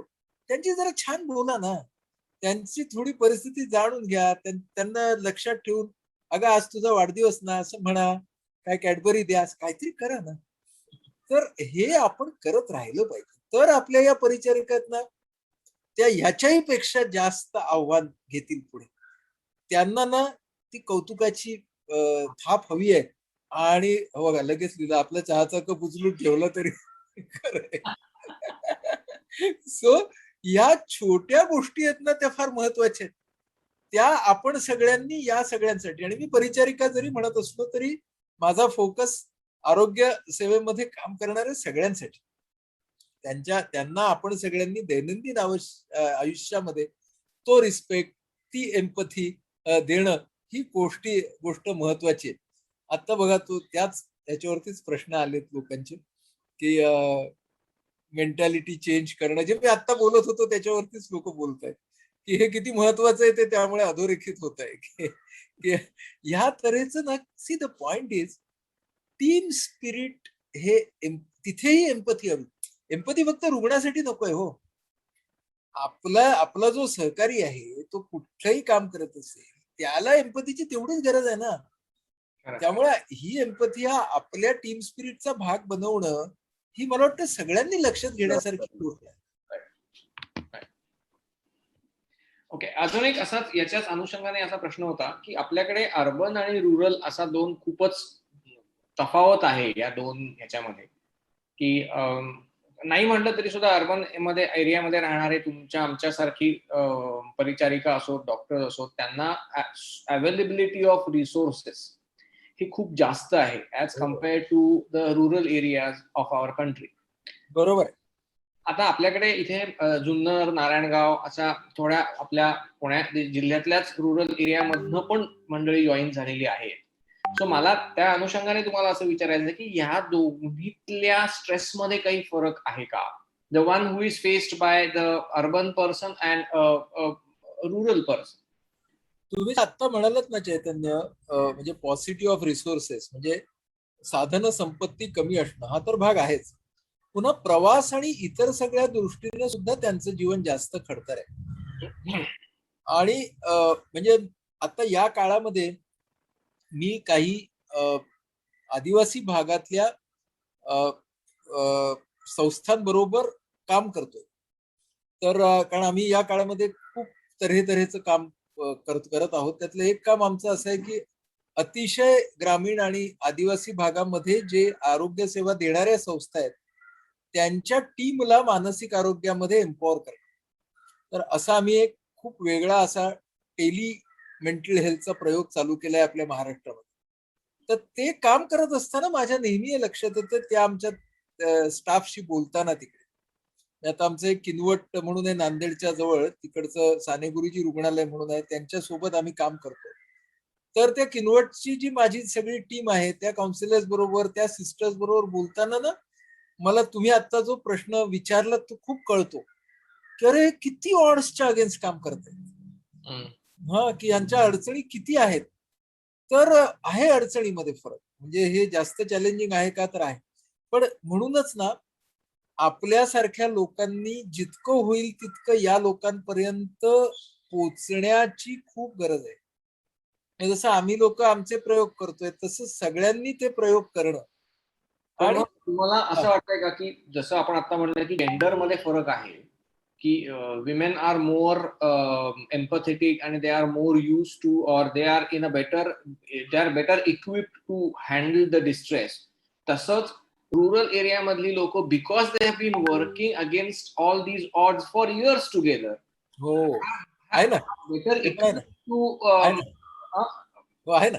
म्हणजे कधी आपल्याला तर कौतुक वाटतं. म्हणजे आपल्या अर्बन आणि खास करून मेट्रोपॉलिटन लोकांचा जो एक गुणवैशिष्ट्य बनू पाहत ते म्हणजे प्रत्येक गोष्टीची तक्रार करणं. तर ती प्रत्येक गोष्टीची तक्रार बरीच माणसं करत नाहीत हो. आणि आणि आपल्याकडे इतकं असतं आणि तरी पण आपण तक्रार भयंकर करत असतो. पण जेव्हा मी आमच्या परवाच डांग सुरगणामध्ये काम करणाऱ्या आरोग्य सेवकांशी बोलत होतो बरं का, त्यांचे मी वर्ग घेत असतो. तर मी अशक्य परिस्थितीत काम करतो, अशक्य परिस्थितीत काम करतात. म्हणजे आय फील व्हेरी प्रिव्हिलेज्ड की बाबा मला यांच्याशी बोलायला मिळतं या अर्थाने. तर हे आपण जर डोक्यात घेतलं की आपण काय काय मदत करू शकू या सगळ्या अशा तऱ्हेच्या मंडळींना, तर ती आपण मात्र सतत करत राहिलं पाहिजे. म्हणजे मला असं वाटतं ना, जी कोणती पॉप्युलेशन आहे ती दुर्लक्षित या ना त्या तऱ्हेने राहिलेली आहे. तिकडे आपल्याला ना ते सगळे खड्डे जिथे दिसत आहेत ते भरत जायला लागले. ते खड्डे म्हणजे आघात आहेत. ते खड्डे खड्डे म्हणजे ताणामुळे अति कामामुळे भरलेले ते सगळे आपल्याला छान पाण्याने भरत असं ते जायला लागेल. त्या अख्खं शेतामध्ये पाणी भरायला लागेल आपल्याला. कारण आणि ते करुणेचं ते आस्थेचं पाणी आहे. तर ते आपण जितकं भरू म्हणजे एक तुम्हाला गंमत सांगतो. माझ्याही हा मुद्दा लक्षात आला नव्हता. माझ्या गायनेकोलॉजिस्ट मित्रांनी माझ्या तो लक्षात आणून दिला, की अरे प्रेग्नन्सी ड्युरिंग कोविड ह्याच्यावरती काहीच कोणी लक्ष दिलेलं नाही. दुर्लक्षित गट आहे हा, की ज्या प्रेग्नंट स्त्रियांचं प्रमाण असणारच आणि ज्यांनी आता या काळामध्ये छोट्या बाळांना जन्म दिलाय, गट दुर्लक्षित आहे. ह्यांच्या मानसिक आरोग्यावरती कोणी असं काम नाही केलेलं. मग आम्ही आत्ताच एक नवीन सिरियल चालू केली आहे. आपलं आवाहन IPH हे युट्यूब चॅनल आहे. तर गेल्या संपूर्ण कोविड काळाच्या आधीपासून आपलं चॅनल चालू आहे, पण संपूर्ण कोविड काळामध्ये आम्ही ते चॅनल खूप जास्त पद्धतीने पोहोचवण्याचा समाजापर्यंत प्रयत्न केला. कालच आपल्या चॅनलचे 100,000 सबस्क्रायबर झाले. We reach a million mark yesterday. आणि आमचं कुठल्याही तऱ्हेने मनोरंजनाचं चॅनल नसताना आणि तुम्ही सगळ्यांनी किंवा कोणीतरी टाईप करा आवाहन IPH हे आपलं युट्यूब चॅनल आहे. त्याच्यावरती आम्ही सतत मानसिक आरोग्याचे खूप सारे 530 व्हिडिओज आहेत आमचे. त्याच्यामध्ये स्फूर्ती देणाऱ्या जवळजवळ 350 मुलाखती आहेत. आमचा वेध नावाचा उपक्रम आहे त्याचे. तर जरूर तुम्ही हे करा. तर मुद्दा असा, तिथं आम्ही गर्भवती महिलांच्यासाठी चाहूल पालवीची नावाची मालिका सुरू केली आहे. 4 भागांची 2 भाग अपलोड झाले. दर शनिवारी एक भाग अपलोड होतो. तर 4 भागांची मालिका तयार केली. कारण आम्हाला वाटलं की अरे, आणि आमच्या लक्षात आणून दिलं आमच्या गायनेकोलॉजिस्ट मित्रांनी, म्हणून ते कळलं की अरे ह्या स्त्रियांच्या वरती प्रेशर खूप आहे. त्यांना काळजी खूप आहे ना, बाळाची काळजी, स्वतःची काळजी, कोविड झालं तर काय. तर ना असं प्रत्येकाने प्रत्येकासाठी करायला पाहिजे. हे आपण जितकं प्रत्येकासाठी करू तितकं आपल्याला महत्वाचं राहील. पुढचा असा प्रश्न होता की वयोमानानुसार रिस्पॉन्सेस मध्ये काही फरक पडतोय का? पडतोय. म्हणजे आता मला ज्येष्ठ नागरिकही खूप OPD मध्ये येत आहेत. म्हणजे माझ्या पुरतं म्हणाल तर मी 23 मार्चला जो लॉकडाऊन लागला 1 एप्रिल पासून काम करतोय मी. आणि मी पूर्णपणे डायरेक्ट काम करतोय रुग्ण तपासणीचं. म्हणजे मी ठाण्यात, पुण्यात माझी OPD सतत चालू आहे. आणि आपल्या संस्थेच्या माध्यमातून IPH institute for psychological health आपण पुण्यातही काम करतो आणि ठाण्यातही काम करतो. तर माझी OPD सतत चालू आहे. त्याचं कारण असं की माझा ऑनलाईन वेळ आहे हा मी समाजाला दिलेला आहे आणि माझा ऑफलाईन वेळ आहे हा मी रुग्णसेवेला दिला आहे आणि ते मी संपूर्ण 1.5 वर्ष रोज करतो. तर त्या सगळ्यामध्ये माझ्या लक्षात आलं रुग्णसेवा देत असताना की सिनियर सिटीजन्सचा काय मला दिसलं, तुम्ही जो विचारला ज्येष्ठांचं काय दिसलं, जिथं कुठं स्टिम्युलेशन आणि सोशलायझेशन सगळीकडेच कमी झालं. ओके, सगळ्यात ज्येष्ठांसाठी ते कमी झालं. कोमॉर्बिडिटी आहे म्हणून बाकीचे लोक सुद्धा त्यांना घरातले जास्त जपायला लागले आणि जाऊच नका, इथे जाऊ नका, तिथे जाऊ नका, काळजी जास्त वाढली. त्यातले जे ज्येष्ठ टेक्नो सॅव्ही होते त्यांचं बरं चाललं. जे जे ज्येष्ठ आता ते तुमचं आम्हाला नकोच वगैरे म्हणत राहिले ना, त्यांच्यामध्ये तणाव, डिस्ट्रेस आपला जास्त वाढताना दिसतो. म्हणजे technology has made a lot of change in senior citizens. म्हणजे एक साधी गोष्ट सांगतो, अगदी माझ्याच सासूबाई आहेत 82 वर्षाच्या. तर त्यांनी खेळ तयार केले. हो, काय खेळ तयार केला माहितीये का? त्या म्हणायच्या उद्या मी ऑस्ट्रेलियाची सफर करणार. मग ते काय करायच्या, त्या ऑस्ट्रेलिया गुगल करायच्या, तिकडच्या गोष्टींच्या लिंक काढायच्या, त्याची व्यवस्थित लिंक डाउनलोड करून ठेवायची आणि दुसऱ्या दिवशी त्या 10 ते 11 मध्ये ऑस्ट्रेलियाला जाऊन यायच्या घरी बसून कॉम्प्युटरवर. आता हे ज्या 82 वर्षाच्या स्त्रीला जमलं ना, मग त्या ज्येष्ठ नागरिकांनी खूप सारे ऑनलाईन कोर्सेस केले. कोणी संस्कृतचा केला, कोणी महाभारताचा केला, कोणी दासबोधाचा केला. फॅन्टॅस्टिक. आणि त्या लोकांचं कोपिंग खूप चांगलं झालं. आपण जे मगाशी म्हणालो ना, कन्स्ट्रक्टिव्ह अल्टरनेटिव्ह आणि शिकणं, what are the things which are within my control, त्या ज्येष्ठ नागरिकांना फायदा झाला. पण ज्या ज्येष्ठ नागरिकांच्या मध्ये ऑलरेडी मनमेंदूचे काही प्रश्न सुरू झाले होते, त्यांचा या 2 वर्षामध्ये खूप तोटा झाला. कारण त्या मंडळींच्या मध्ये ना ऑलरेडी त्यांची कॉम्प्रोमाइज होती ना अवस्था, ती फर्दर कॉम्प्रोमाइज झाली. तेव्हा ते मला, ज्याला आम्ही कॉग्निटिव्ह चेंजेस म्हणतो, बिहेव्हिअरल चेंजेस, हे ज्यांना त्रास आहे त्यांच्यामध्ये खूप दिसले. तर हे असं मिश्र चित्र आहे जे आपल्याला दिसतं. आमचा ठाण्याच्या IPH मध्ये आमचा सप्तसोपान नावाचा उपक्रम आहे ज्येष्ठ नागरिकांचा. आम्ही त्यांच्यासाठी 15 प्रकारचे वर्ग चालवतो. तर ते प्रत्यक्ष चालायचे. आता त्यातले जवळजवळ 8 ते 9 प्रकारचे वर्ग पूर्ण कोविड काळात आम्ही ऑनलाईन चालू ठेवतो. आणि जवळजवळ आमचे 150 पावणे 200 आजी आजोबा, त्यांना आजी आजोबा म्हटलेलं आवडत नाही, आपण ज्येष्ठ नागरिक जन म्हणून, ते लोक तो सगळा भाग फार चांगल्या पद्धतीनं ऑनलाईन करतायत. म्हणजे आमच्या या सप्तसोपानच्या गटानं त्रैमासिक काढलं ऑनलाईन, सगळे 65च्या पुढचे, आणि इतकं सुंदर डिझाईन केलं, कम्प्लिटली होममेड, आपलं म्हणजे इन हाऊस असं केलेलं. त्यामुळे ना हे फार महत्वाचं आहे. म्हणजे त्याच्यातला संदेश काय आहे बघा, लर्निंग सोडू नका. तुमचं वय कुठले असो, छोटे असू देत, मोठे असू, लर्निंग सोडू नका. आणि त्याला मी पुढे जाऊन असं म्हणतो की ज्ञानरंजन, एज्युटेनमेंट. ज्याला ज्ञानरंजन जमलं त्याचा मेंदू जास्त चांगला जगला. त्यामुळे एज्युटेनमेंट म्हणजे मी आमचं आव्हान IPH, आमचं जे चॅनल आहे त्याला मी ज्ञानरंजनाचं चॅनल म्हणतो. It is not entertainment, it is edutainment. त्यामुळे एज्युटेनमेंट हा सगळ्या वयोगटांच्या साठी ना फार महत्वाचा भाग आहे. तुम्ही जर एज्युटेनमेंटच्या वाटेने गेलात ना, तुमचा स्क्रीन डिपेंडन्स कमी होतो. कारण तुम्ही विधायक कामासाठीच स्क्रीन मग जास्त वापरता, टाइमपाससाठी कमी वापरता. बरोबर आहे. मग तुमचं डिस्ट्रॅक्शन, तुमचा स्क्रीन टाइम क्वालिटी होतो. असं ह्या स्ट्रॅटेजीज आहेत. आपला विषय निघाला ज्येष्ठ नागरिकांचा, पण ज्येष्ठ नागरिकांमध्ये ज्यांनी अडॅप्टेबिलिटी दाखवली ते या काळामध्ये सुद्धा त्यांच्या मानाने बऱ्यापैकी ठीकठाक राहिले, ही गोष्ट महत्वाची. म्हणजे ज्येष्ठ नागरिकांच्या अनुषंगाने मी हा प्रश्न विचारला, पण तो आपल्या सगळ्यांसाठीच, म्हणजे इव्हन मेडिकल फील्डमध्ये काम करणारे असोत किंवा नसोत, आपल्या सगळ्यांसाठीच हे खूप महत्वाचं आहे की आपण ज्ञानरंजन जर करत राहिलो तर आपला मेंदू आणखीन जास्त चांगला तल्लख राहील. अदरवाईज डिट्युरिएशन व्हायला वेळ नाही लागणार. मला वाटतं चैतन्य, आपण 1.5 तास झालाय, हो, तर आता आपल्याला जरा पुढच्या आवडतं घ्यायला लागेल. हो हो, एक 2-3 प्रश्न आहेत तेवढे घेऊया आणि हो, हो. एक 10 मिनिटात आपण संपवू, चालेल ना? नाही नाही, मी संपवण्याचं मग मला घाई नाही अजिबात. हा, लोकांचे प्रश्न पण घ्यायचेत ना, म्हणून मी म्हणतो. हो हो हो. आता 1-2 प्रश्न फक्त माझे आहेत, बाकी मग लोकांचे प्रश्न घेऊयात आपण. हो हो. राईट.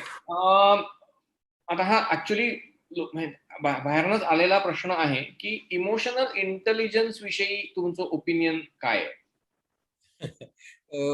भावनांक असं आपण ज्याला म्हणतो ना, ते थोडक्यात समजून घेऊ आपण की भावनांक कशाला म्हणायचं. पण आपण शब्द फार वापरतो माहिती ना, हा. IQ, EQ, पण ते समजून घेतले पाहिजेत आणि सोपं आहे समजायला. बघा, भावनांक म्हणजे किंवा इमोशनल इंटेलिजन्स म्हणजे पहिली गोष्ट, स्वतःच्या सगळ्या भावना समजून घेणं, म्हणजे इमोशनल अवेअरनेस. सगळ्या भावना, सुखकारक दुःखकारक, सुखद दुःखद सर्व भावना समजून घ्या.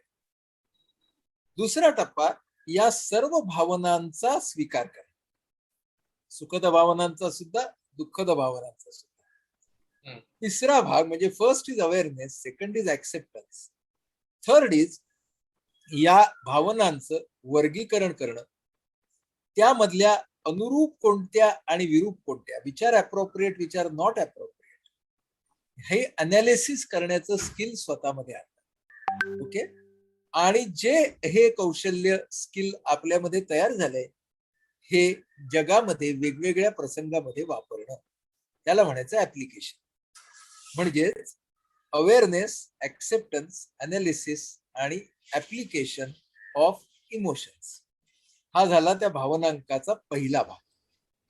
भावनांकाचा दुसरा भाग आहे की जी प्रक्रिया आपण स्वतःच्या बाबतीत केली, तीच प्रक्रिया समोरच्याच्या बाबतीत करायची.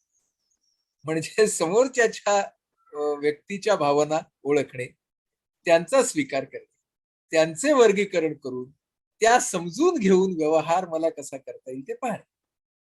म्हणजेच आपण जेव्हा स्वतःच्या भावना आणि दुसऱ्यांच्या भावना या अशा प्रकारे 4Aच्या द्वारे समजून घेतो, तेव्हा आपला भावनांक वाढायला सुरुवात झाली आहे असे समजावे. एक प्रश्न आलाय, तो आधी घेऊया. How can a person selflessly work without any appreciation or expectation? नाही हो, कठीण आहे फार. हा. म्हणजे आपल्याला अप्रिसिएशन लागतं आणि अप्रिसिएशनची एक्सपेक्टेशन ठेवणे काही चुकीची गोष्ट नाही. ती काही चुकीची गोष्ट नाहीच आहे. आपण माणसं आहोत, आपल्याला अप्रिसिएशन लागतं. मुद्दा माझा त्या बाबतीतला फक्त एवढा आहे की अप्रिसिएशन ही मी माझ्या प्रोसेसच्या, म्हणजे मी जे काही करतोय त्याच्या इन्व्हॉल्वमेंटची पूर्वअट म्हणून ठेवू नये. म्हणजे मला काय म्हणायचंय, सोप्या भाषेत सांगतो. अप्रिसिएशन मिळालं तर मला खूप छान वाटणार आहे, काही प्रॉब्लेम नाही, मी काही संत महात्मा नाही.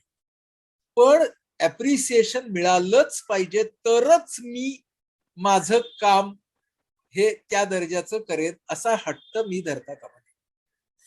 एवढंच माझं म्हणणं आहे. म्हणजे तेव्हा मला वाईट वाटेल का? मला वाईट वाटेल. मग आता हे मला कधी शक्य होईल बघा? हे मला तेव्हाच शक्य होईल ज्या वेळेला मी माझ्या स्वतःच्या कामाचं अप्रिशिएशन माझ्या मनात करेन आणि त्या अप्रिसिएशनचा फायदा मी माझ्याच कामाची गुणवत्ता वाढवण्यासाठी करेन. हे जेव्हा मी करेन ना, तेव्हाच माझा इतरांच्या अप्रिसिएशन वरचा डिपेंडन्स कमी. पुन्हा बघा, मी काय म्हणतोय की त्याने अप्रिसिएशन करायला हवं का? हो. कारण कौतुक कोणाला नको असतो? छोटं बाळ असतं, त्या छोट्या बाळापासून ते आजोबा आजी असतात, डिमेन्शिया झालेली, त्यांना पण कौतुक हवं असतं. त्यामुळे कौतुक होणं ही माणसाची एक नैसर्गिक काही आहे. लाड कोणाला नको असतात सांगा? तुमचं वय कितीही असलं ना, तरी तुम्हाला जरी लाड करणारं कोणीतरी लागतं. आपल्याला सगळ्यांना आपले आजोबा आजी वगैरे का आवडतात? कारण ते आपले लाड करतात. तुम्ही किती वयाचे झालेत. सो लाड करून घेणं, अप्रिसिएशन करून घेणं, या काही वाईट गोष्टी नाही आहेत. त्यांची आपण पूर्वअट बनवतो तिकडे घोळ होऊ शकतो. त्यामुळे त्याची पूर्वअट न बनवणं हे महत्वाचं. हो, कोणीतरी म्हणतात ऍप्रिसिएशन राहू द्या सर, त्रास नाही दिला तर जगता येईल. खरंय हो. म्हणजे पहिली अपेक्षा तीच आहे की निदान त्रास देऊ नका. मग ऍप्रिसिएशन पुढचं पुढचा भाग झाला. पुढची गोष्ट झाली, पुढचा भाग झाला. सर, तिसरी वेव येईल येणार नाही अशा खूप चाललाय. त्याच्या संदर्भात एक प्रश्न पण इथे दिसतोय मला, तो मीही घेतलेला होता की येणार आहे नाही येणार आहे, पुन्हा अनसर्टन्टी आहे, त्यामुळे चिंता आहे त्याच्याविषयी. ऑलरेडी पहिल्या वेव्ह पेक्षा दुसऱ्या वेव्ह मध्ये खूप गोष्टी आपल्याला जास्त सहन कराव्या लागल्या आहेत. अशा परिस्थितीमध्ये how we should keep our sales going आणि how we should prepare our sales. हे बघा, तिसरी वेव्ह आहे ना, तिचा आपण फक्त कोविडच्या संख्येचाच विचार का करावा? मला तर वाटतंय की आपण असं म्हणूया सगळ्याच क्षेत्रामध्ये अडचणींची एक तिसरी वेव्ह येऊ शकते.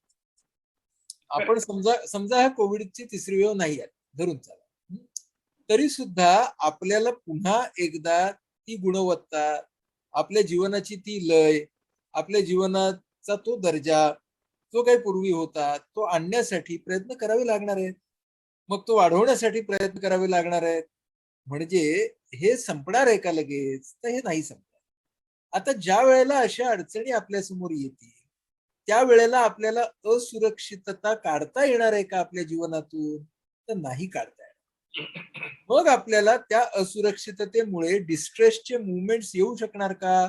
येऊ शकणार. आपल्याला फक्त असुरक्षिततेमधून डिस्ट्रेसचा पॅटर्न तयार करायचा नाहीये, एवढं डोक्यात. Distressing movements can be there, but we have to prevent the pattern of distress, because डिस्ट्रेसचा, ज्याच्याबद्दल आपण आता बोललो बरंच, म्हणजे आता काय आहे कसं आहे ते बोललो, त्या डिस्ट्रेसचा पॅटर्न तयार झाला तर त्याला डिसऑर्डर म्हणतात. सोपी आपण व्याख्या करू. त्यामुळं डिसऑर्डर कडे जर आपल्याला जायचं नसेल तर आपल्याला डिस्ट्रेसचा पॅटर्न नाही तयार करून चालणार. म्हणजे आपल्याला ओळखायला लागेल की डिस्ट्रेसचे क्षण येत आहेत बाबा आपल्याला. मग आपल्याला युस्ट्रेस डिस्ट्रेस ओळखावा लागेल. हे फक्त तिसऱ्या वेव्ह साठीच नाही, हे प्रत्येक क्षेत्रामध्ये येणाऱ्या पुढच्या अडचणींच्या साठी हे राहील.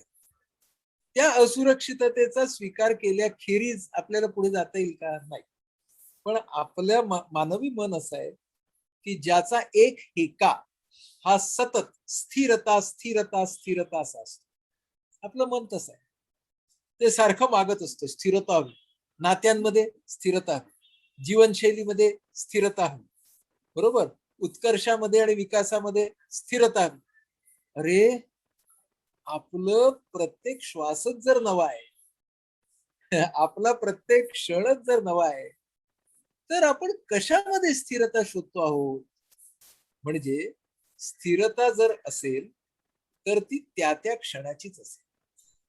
मग त्या त्या क्षणाची स्थिरता मला कशातून मिळेल? तर माझे विचार, माझ्या भावना आणि माझं वर्तन ज्या क्षणाला आहे त्या क्षणाला जर एकजीव झालं तर ती माझी त्या क्षणाची स्थिरता असेल.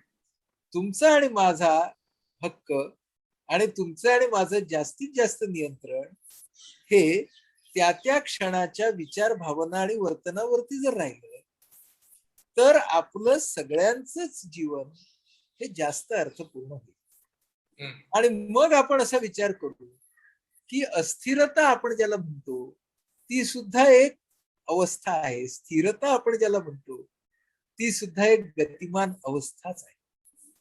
हे आपण जर सगळ्यांनी लक्षात घेतलं तर आपला ही अस्थिरता आणि ही स्थिरता हा जो हट्ट आहे तो हट्ट आपल्या विचारांनी केलेल्या डेफिनिशन मुळे आलेला आहे. आपल्या विचारांनी बनवलेली व्याख्या ही आपण घट्टपणे धरून ठेवली, त्या आपल्या हट्टांमधून आलेला तो आहे. हे जर आपण लक्षात घेतलं तर आपण जीवनाचा, त्यातल्या प्रवाहीपणाचा, त्यातल्या सुखदुःखांचा अधिक मोकळेपणाने स्वीकार करतो. तो मोकळेपणाने स्वीकार केला तर आपल्याला सुखाने आपण मग वाहवत जाणार नाही किंवा जास्त बेफिकीर राहणार नाही. आणि दुःख जरी आलं तरी आपण त्यातून म्हणजे आपण त्यातून जखमा होतील, पण आपण उन्मळून जाणार.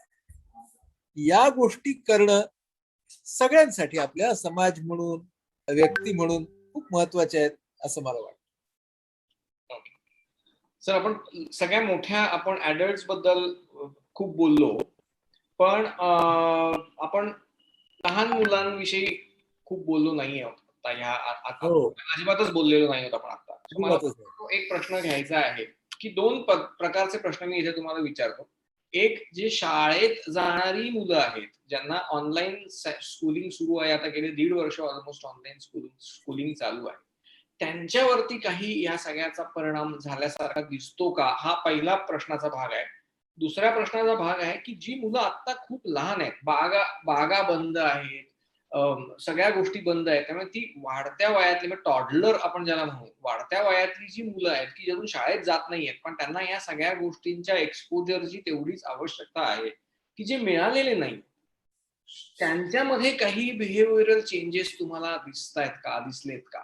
हो, दोन्हींच्या मध्ये दिसत आहेत आणि ते दिसणार आहेत.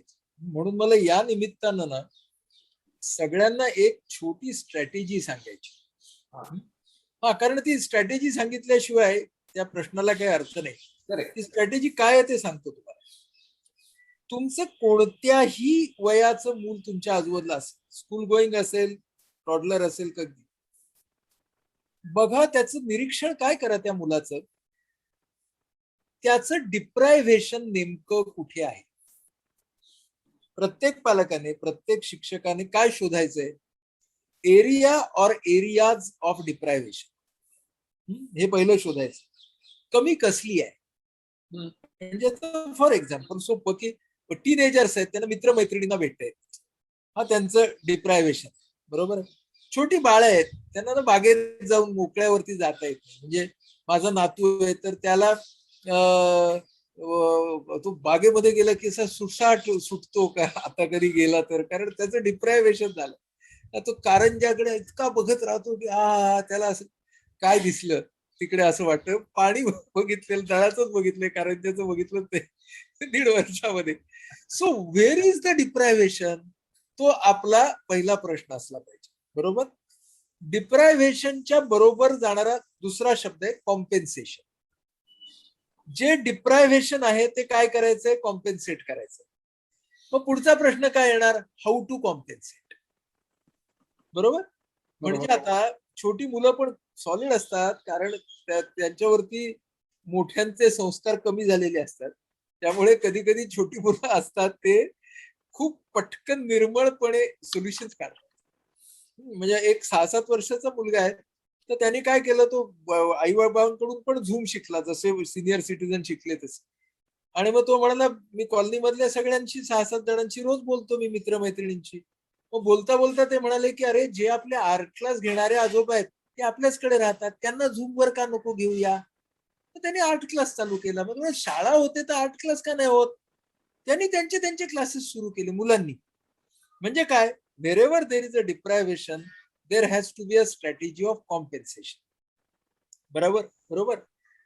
हा पहिला मुद्दा. दुसरा मुद्दा की wherever there is a obsession याचा अर्थ की तीच गोष्ट माणसं खूप जास्त करतात. मी हे सगळ्यांसाठी बोलतोय, फक्त मुलांसाठी नाही, की स्क्रीनच बघत बसली आहेत बाबा, आणि त्या स्क्रीन काय बघतायत, ऑब्सेशन. तर या काळामध्ये फक्त स्क्रीनचं ऑब्सेशन नाही झालं, काही लोकांना खाण्याचं ऑब्सेशन झालं, बरोबर. So wherever there is a obsession, there has to be regulation. माझा पहिली जोडी काय होती, डिप्रायव्हेशन कॉम्पेन्सेशन. दुसरी जोडी काय आहे, ऑब्सेशन रेग्युलेशन. मग आता त्या रेग्युलेशनच्या स्ट्रॅटेजीज तयार कराव्या लागतील आपल्याला. म्हणजे आमचा आयपीएसचा एक प्रकल्प आहे रिकनेक्ट नावाचा. आम्ही स्क्रीन ऑब्सेशन वरती 6वी 7वी 8वीच्या मुलांसोबत, पालकांसोबत या काळात काम करतोय. त्याचे मॉड्यूल आम्ही तयार केले. तर ते कसे वापरायचे, मग तो एक वेगळा प्रकल्प होईल. तुमच्या क्लबसाठी काही काम करायचं असेल तर करू आपण त्या बाबतीत पुढे. तर ह्यामध्ये म्हणजे काय, ऑब्सेशन असेल त्यांना रेग्युलेशन शिकवा. मी तुम्हाला एक छोटी स्ट्रॅटेजी सांगतो याची, मी काय केलं या काळात. मी आमच्या सगळ्या मुलांना आणि पालकांना ना फिल्म ऍप्रिसिएशन शिकवतो ऑनलाईन. त्याच्यामुळे ते ज्ञानरंजनाकडे गेले, ते चांगलं बघायला लागले, कारण त्यांना चांगलं आणि वाईट कसं बघायचं आणि कसं ओळखायचं हे कळलं. ही आम्ही स्ट्रॅटेजी तयार केली ना. So wherever there is obsession, you have to teach people और help them find regulation. Correct? कारण या काळामध्ये जसं डिप्रायव्हेशन झालं तसं ऑब्सेशन झालं. बरोबर. तिसरी गोष्ट या काळाच्या मध्ये काय झाली मुलांच्या बाबतीत आणि सगळ्यांच्या बाबतीत, आपल्याला काय टाळायला हवंय, तर आपल्याला टाळायला हवंय ते मगाशी जे बोललो आपण ते मुलांच्या बाबतीतही आणि आपल्या बाबतीत टेरिबलायझेशन, ट्रिव्हियलायझेशन. कुठल्याही समस्येचं टेरिबलायझेशन करायचं नाही, ट्रिव्हियलायझेशन करायचं नाही. अनेक वेळा पालकच मुलांचं आता कसं होणार म्हणून इतके टेरिबलाइज होत आहेत की ते टेरिबलायझेशन मुलांपर्यंत पोहोचतं. काही काही पालक इतके ट्रिव्हियलाइज करतात, शिकेल तर शिकेल, नाही तर नाही शिकणार. That is ट्रिव्हियलायझेशन. सो ते आपल्याला टाळायला पाहिजे का? हो, ते आपल्याला टाळायला पाहिजे. ही तिसरी गोष्ट. चौथी गोष्ट की मुलांच्या बाबतीमध्ये खास करून एक्स्ट्रोव्हर्जन आणि इंट्रोव्हर्जन, अंतर्मुखता आणि बहिर्मुखता यांचा बॅलन्स आहे का नाही, तो कुठे झुकतोय, तो जास्त झुकतोय का, हे साधं मी त्याला अजिबात टेक्निकल करत नाहीये. हे पालकांना शिक्षकांना कळेल की अरे हा मुलगा आता फार स्वतःच्या कोशामध्ये राहतोय, तो आणि स्क्रीन याच्याशिवाय त्याला काही दिसतच नाही, तो ना बाहेर येऊन घरातल्या लोकांशी सुद्धा बोलत नाहीये, प्रॉब्लेम आहे. किंवा या मुलाचं ना सगळं एक्स्ट्रोव्हर्जन हे खूप जास्त होत आहे आणि तो स्वतः बरोबरचा वेळ घालवतच नाही. असं कोणी मुलांच्या बाबतीमध्ये सगळ्यांना समजू शकेल आणि सगळे ज्याच्यामध्ये काहीतरी इंटरव्हेन्शन करू शकतील अशी गोष्ट आहे का नाही? आहे. त्यामुळे ती गोष्ट आपण करायला पाहिजे. पाचवी गोष्ट, स्टडीज आणि लर्निंग. म्हणजे जो आपण अभ्यास म्हणून करतो त्याच्यामधून आपण शिकतोच असं नाही, आणि ज्या सगळ्यामधून आपण शिकतो तो अभ्यास असतोच असं नाही. त्यामुळे आपल्याला ती जोडी लक्षात ठेवली पाहिजे की हो, स्टडीज वरती बंधनं आली आहेत सगळ्या या काळामुळे, पण त्याच्यातून लर्निंग वरचे पर्याय काय काढता येतील, कसे काढता येतील, ह्याचा विचार करणं. हे शेवटचे 2 मुद्दे हे खास करून पालकांच्यासाठी मुलांच्या बाजूने आहे. मला वाटतं या 5 मुद्द्यांचा विचार प्रत्येक पालकांनी केला तर त्याच्यामधून प्रत्येकाला निदान समस्या कळायला मदत होईल. आज आपला प्रॉब्लेम काय, आपल्याला समस्याच कळत नाही. पण तुम्ही म्हणाला what is deprivation, what is obsession, हे शोधा. म्हणजे आपल्याला निदान समस्या काय आहे तिथून सुरुवात करू आणि मग आपल्याला सगळ्यांना ना याच्यावरती स्ट्रॅटेजीज डेव्हलप करायला लागणार आहे. सगळ्यांना, शिक्षण क्षेत्रातल्या लोकांना, मानसिक आरोग्य क्षेत्रातल्या लोकांना, इतर म्हणजे जनरल आरोग्य क्षेत्रातल्या लोकांना. या काळामध्ये मी खूप साऱ्या शिक्षकांशी बोलतोय, सातत्याने बोलतोय मी गेल्या 1.5 वर्षामध्ये शिक्षकांचे. आमचाच एक IPSचा शिक्षक मित्र नावाचा शिक्षक संवर्धनाचा कार्यक्रम आहे जो आम्ही 15 वर्ष सातत्याने घेतो. यावर्षी 16वं वर्ष आमचं. गेले 2 सीझन्स आम्ही त्याचे ऑनलाईन घेतो. या शिक्षकांशी मी बोलतोय, वेगवेगळे जे फोरम्स आहेत शिक्षकांचे त्यांच्या समोरची आव्हानं, जिल्हा परिषदेच्या अनेक शिक्षकांशी मी बोललो या काळामध्ये, कारण आपल्याला करावे लागणार आहे स्ट्रॅटेजीज. म्हणजे वी हॅव टू ऍक्सेप्ट की परिस्थिती ही असामान्य आहे. It is a extraordinary situation that we are facing. मग त्याला ना ती चांगली का वाईट असं न म्हणता कॉल इट एक्स्ट्राऑर्डिनरी, आणि त्याच्यामधले चांगले भाग काय, वाईट भाग काय, म्हणजे वाईट म्हणजे त्रासदायक काय आहे, त्याच्यावरती काय काम करायचं हे आपल्याला ठरवत, मला वाटतं आयुष्याच्या प्रत्येक क्षेत्रामध्ये त्या पद्धतीने पुढे पुढे जावं लागणार. सर, एक स्क्रीन शेअर करतोय आणि तुम्ही एक नवीन उपक्रम सुरू केलेला आहे दिलासा नावाने, की ज्याचं 1 मे 2021 ला औपचारिक उद्घाटन झालं. त्याच्याविषयी जरा तुम्ही सांगाल का? कारण ती specifically related to paramedical staff आणि मेडिकल पॅरामेडिकल त्याच्यामध्ये हे जे पोस्टर आहे आणि हा जो कार्यक्रम झाला हा आवाहन IPH वरती तुम्हाला पाहता येईल. हा कार्यक्रम आपण रेकॉर्ड केलाय. अतिशय सुंदर कार्यक्रम झालाय म्हणून बघा. म्हणजे डॉक्टर मोहन आगाशे आणि डॉक्टर राणी बंग अतिशय छान बोलले आहेत. हे जे दुसरं पोस्टर आहे त्याच्यावरती लक्ष द्या. तो नंबर आहे आणि मेल आहे. तर त्याच्यावरती जर तुम्हाला वाटलं की तुम्ही डिस्ट्रेस मध्ये जात आहात तर IPHच्या तर्फे ही विनामूल्य कन्सल्टेशन सेवा आहे. This is not a helpline. A professional speaks to you, psychiatrist किंवा psychologist. So this is not a helpline. So appointment घेऊन ही निशुल्क सेवा दिली जाते. आपण आता ही सेवा सार्वजनिक बँकिंग क्षेत्रातल्या सर्व कर्मचाऱ्यांच्या साठी सुद्धा खुली केली आहे.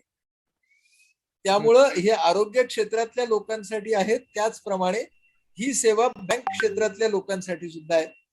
तेव्हा मी तुम्हाला अशी विनंती करेन की नंतर हे जे खालचा कॉल नंबर आहे जो सोमवार ते शुक्रवार अपॉइंटमेंटसाठी 11 ते 7 या वेळामध्ये उपलब्ध असतो.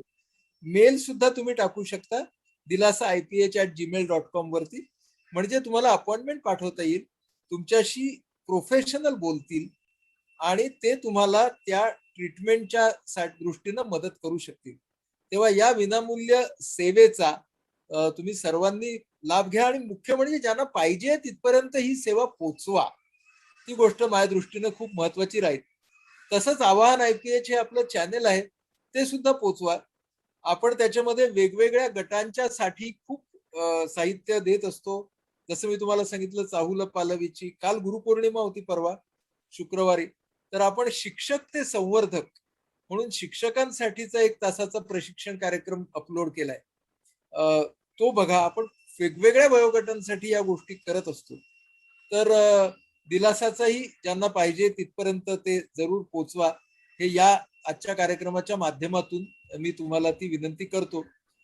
खूप जणांनी माझा नंबर विचारलाय तर मी तुम्हाला माझा ईमेल ID देतो anandiph@gmail.com.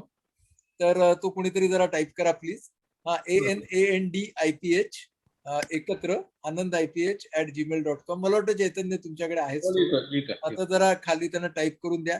तर ज्यांना असं वाटतंय तर मी व्हॉट्सअपवर नाही, त्यामुळे मला मेलच करायची anandiph@gmail.com वरती आणि त्याच्यातून तुम्हाला माझ्याशी संपर्क नक्की साधता येईल. येस. माझे प्रश्न संपलेत. आपण बऱ्यापैकी प्रश्न ना इकडचे सुद्धा घेतले तरी सुद्धा तुम्ही एकदा नजर फिरवून घ्या. नजर मारतो मी. फक्त एक आहे असा प्रश्न की तो बायपोलर मेंटल डिसऑर्डर वरती आहे पण तो खूप स्पेसिफिक आहे. तो आपल्या स्कोपच्या बाहेर आहे सध्या. म्हणून मी विचारावा की नाही पण म्हणता एकदा तुमच्याशीच बोलू. तुम्ही काय त्यांना आपण सांगू की आनंद IPH वरती मेल टाका. त्या बाबतीमध्ये आपल्याला त्यांच्याशी नक्की काय मदत करायची ते करते. बाकी खूप लोकांनी तुम्हाला ग्रॅटिट्यूड आणि थँक्यू म्हटलेलं. अजून एक दोन तपशील सांगतो. माझं एक कोरोना काळाला कसं सामोरं जावं यावरचं पुस्तक आहे करण्याचे दिवस कळण्याचे दिवस. तेही जरा टाईप करा. करण्याचे दिवस कळण्याचे दिवस. मनोविकास प्रकाशनाने ते प्रसिद्ध केलेलं आहे आणि ते पुस्तक उपलब्ध आहे बुक स्टोअर्स मध्ये आहे, ऑनलाईन उपलब्ध आहे. तर ते जरूर वाचा.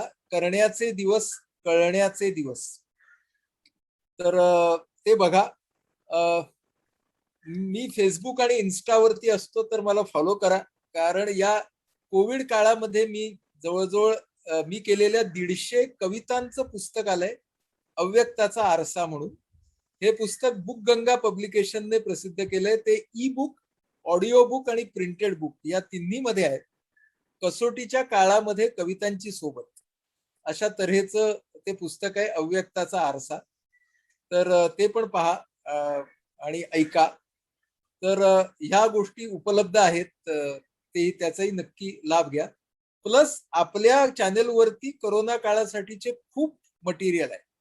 माझे पण व्हिडिओज आहेत, इतरांचे पण व्हिडिओज आहेत, ते पण जरूर बघा. आणि मला वाटतं या निमित्तानं खूप आपल्या 2 तास गप्पा चालू राहिल्या. Thank you so much for answering all our queries questions. आणि I would now like to hand over. आता माझं काम संपलंय. सो माझंही संपलंय. रोटरीच्या पदाधिकाऱ्यांकडे मी माईक पुन्हा सुपूर्द करतो. त्यांनी सांगता करावी या आपल्या कार्यक्रमाची. आणि आपण आता Over to चैतन्य अवनी चैतन्य आपण धोत्रे. भेटू आता, आपण असेच भेटू. होय, भेटूया. तुम्ही इथे कधी असता सर पुण्यात? मी असतो ना, माझी ओपीडी असते, त्यामुळे मी येतच असतो पुण्यात. मग तेव्हा मी येऊन भेटेन एकदा. Yes yes yes. Right. Avani Dhotre.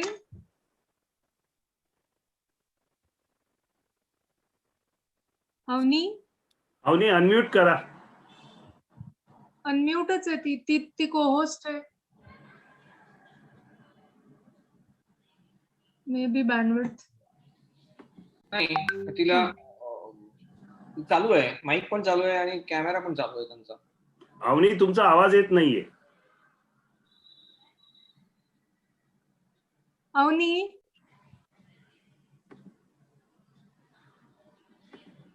परत म्यूट करून अनम्यूट करून बघा एकदा.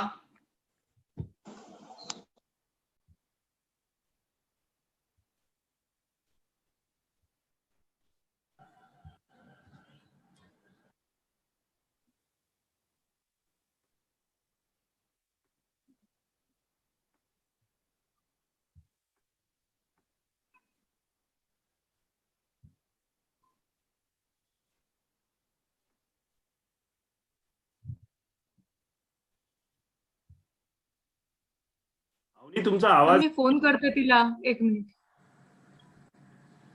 तिला लिव्ह करून परत जॉईन व्हायला सांग.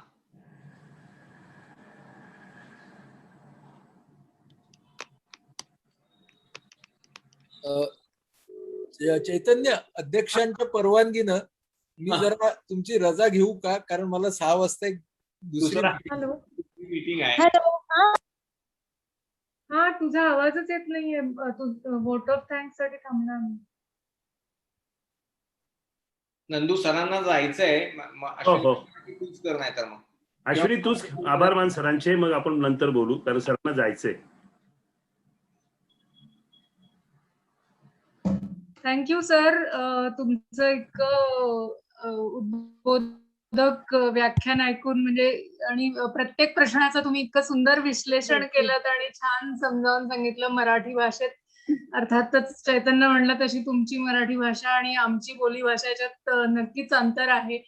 तुम्ही सोप्या भाषेत तरी सुद्धा येऊन समजावून सांगितलं आणि तुमच्या अनेक कलागुणांचा पण आम्हाला इंट्रोडक्शन मधनं माहिती झाली. म्हणजे फिल्म्स बद्दल तर माहिती होतीच, पण ह्या इतर उपक्रमांची सुद्धा माहिती झाली. आणि आपण इथे आज 14 रोटरी क्लब एकत्र आलेले आहेत आणि त्यांनी मिळून हा कार्यक्रम होस्ट केला आहे.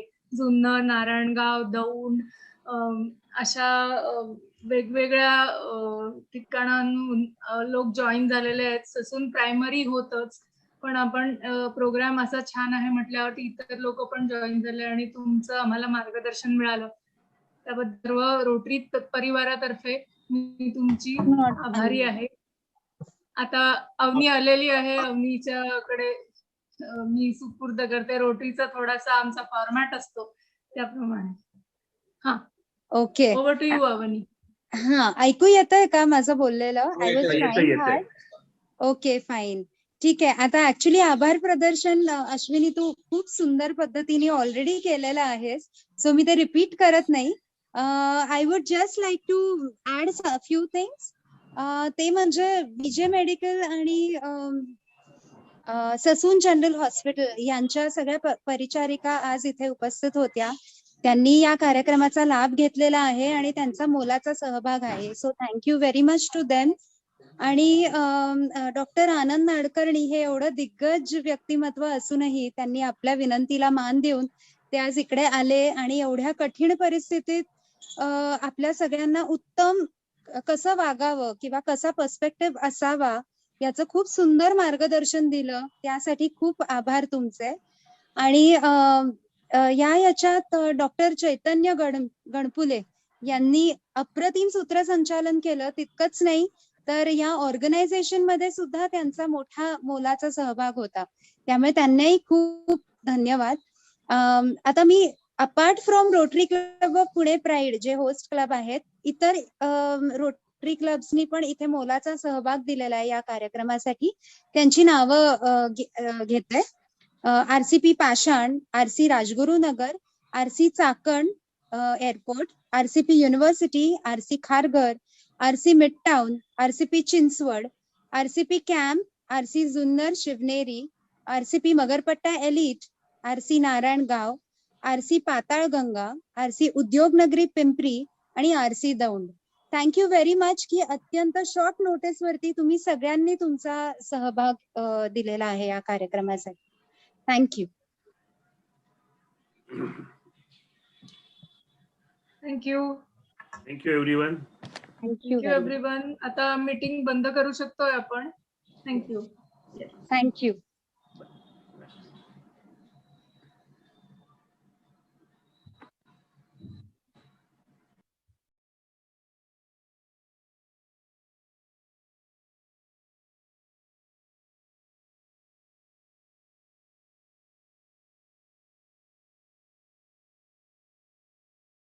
Recording stopped.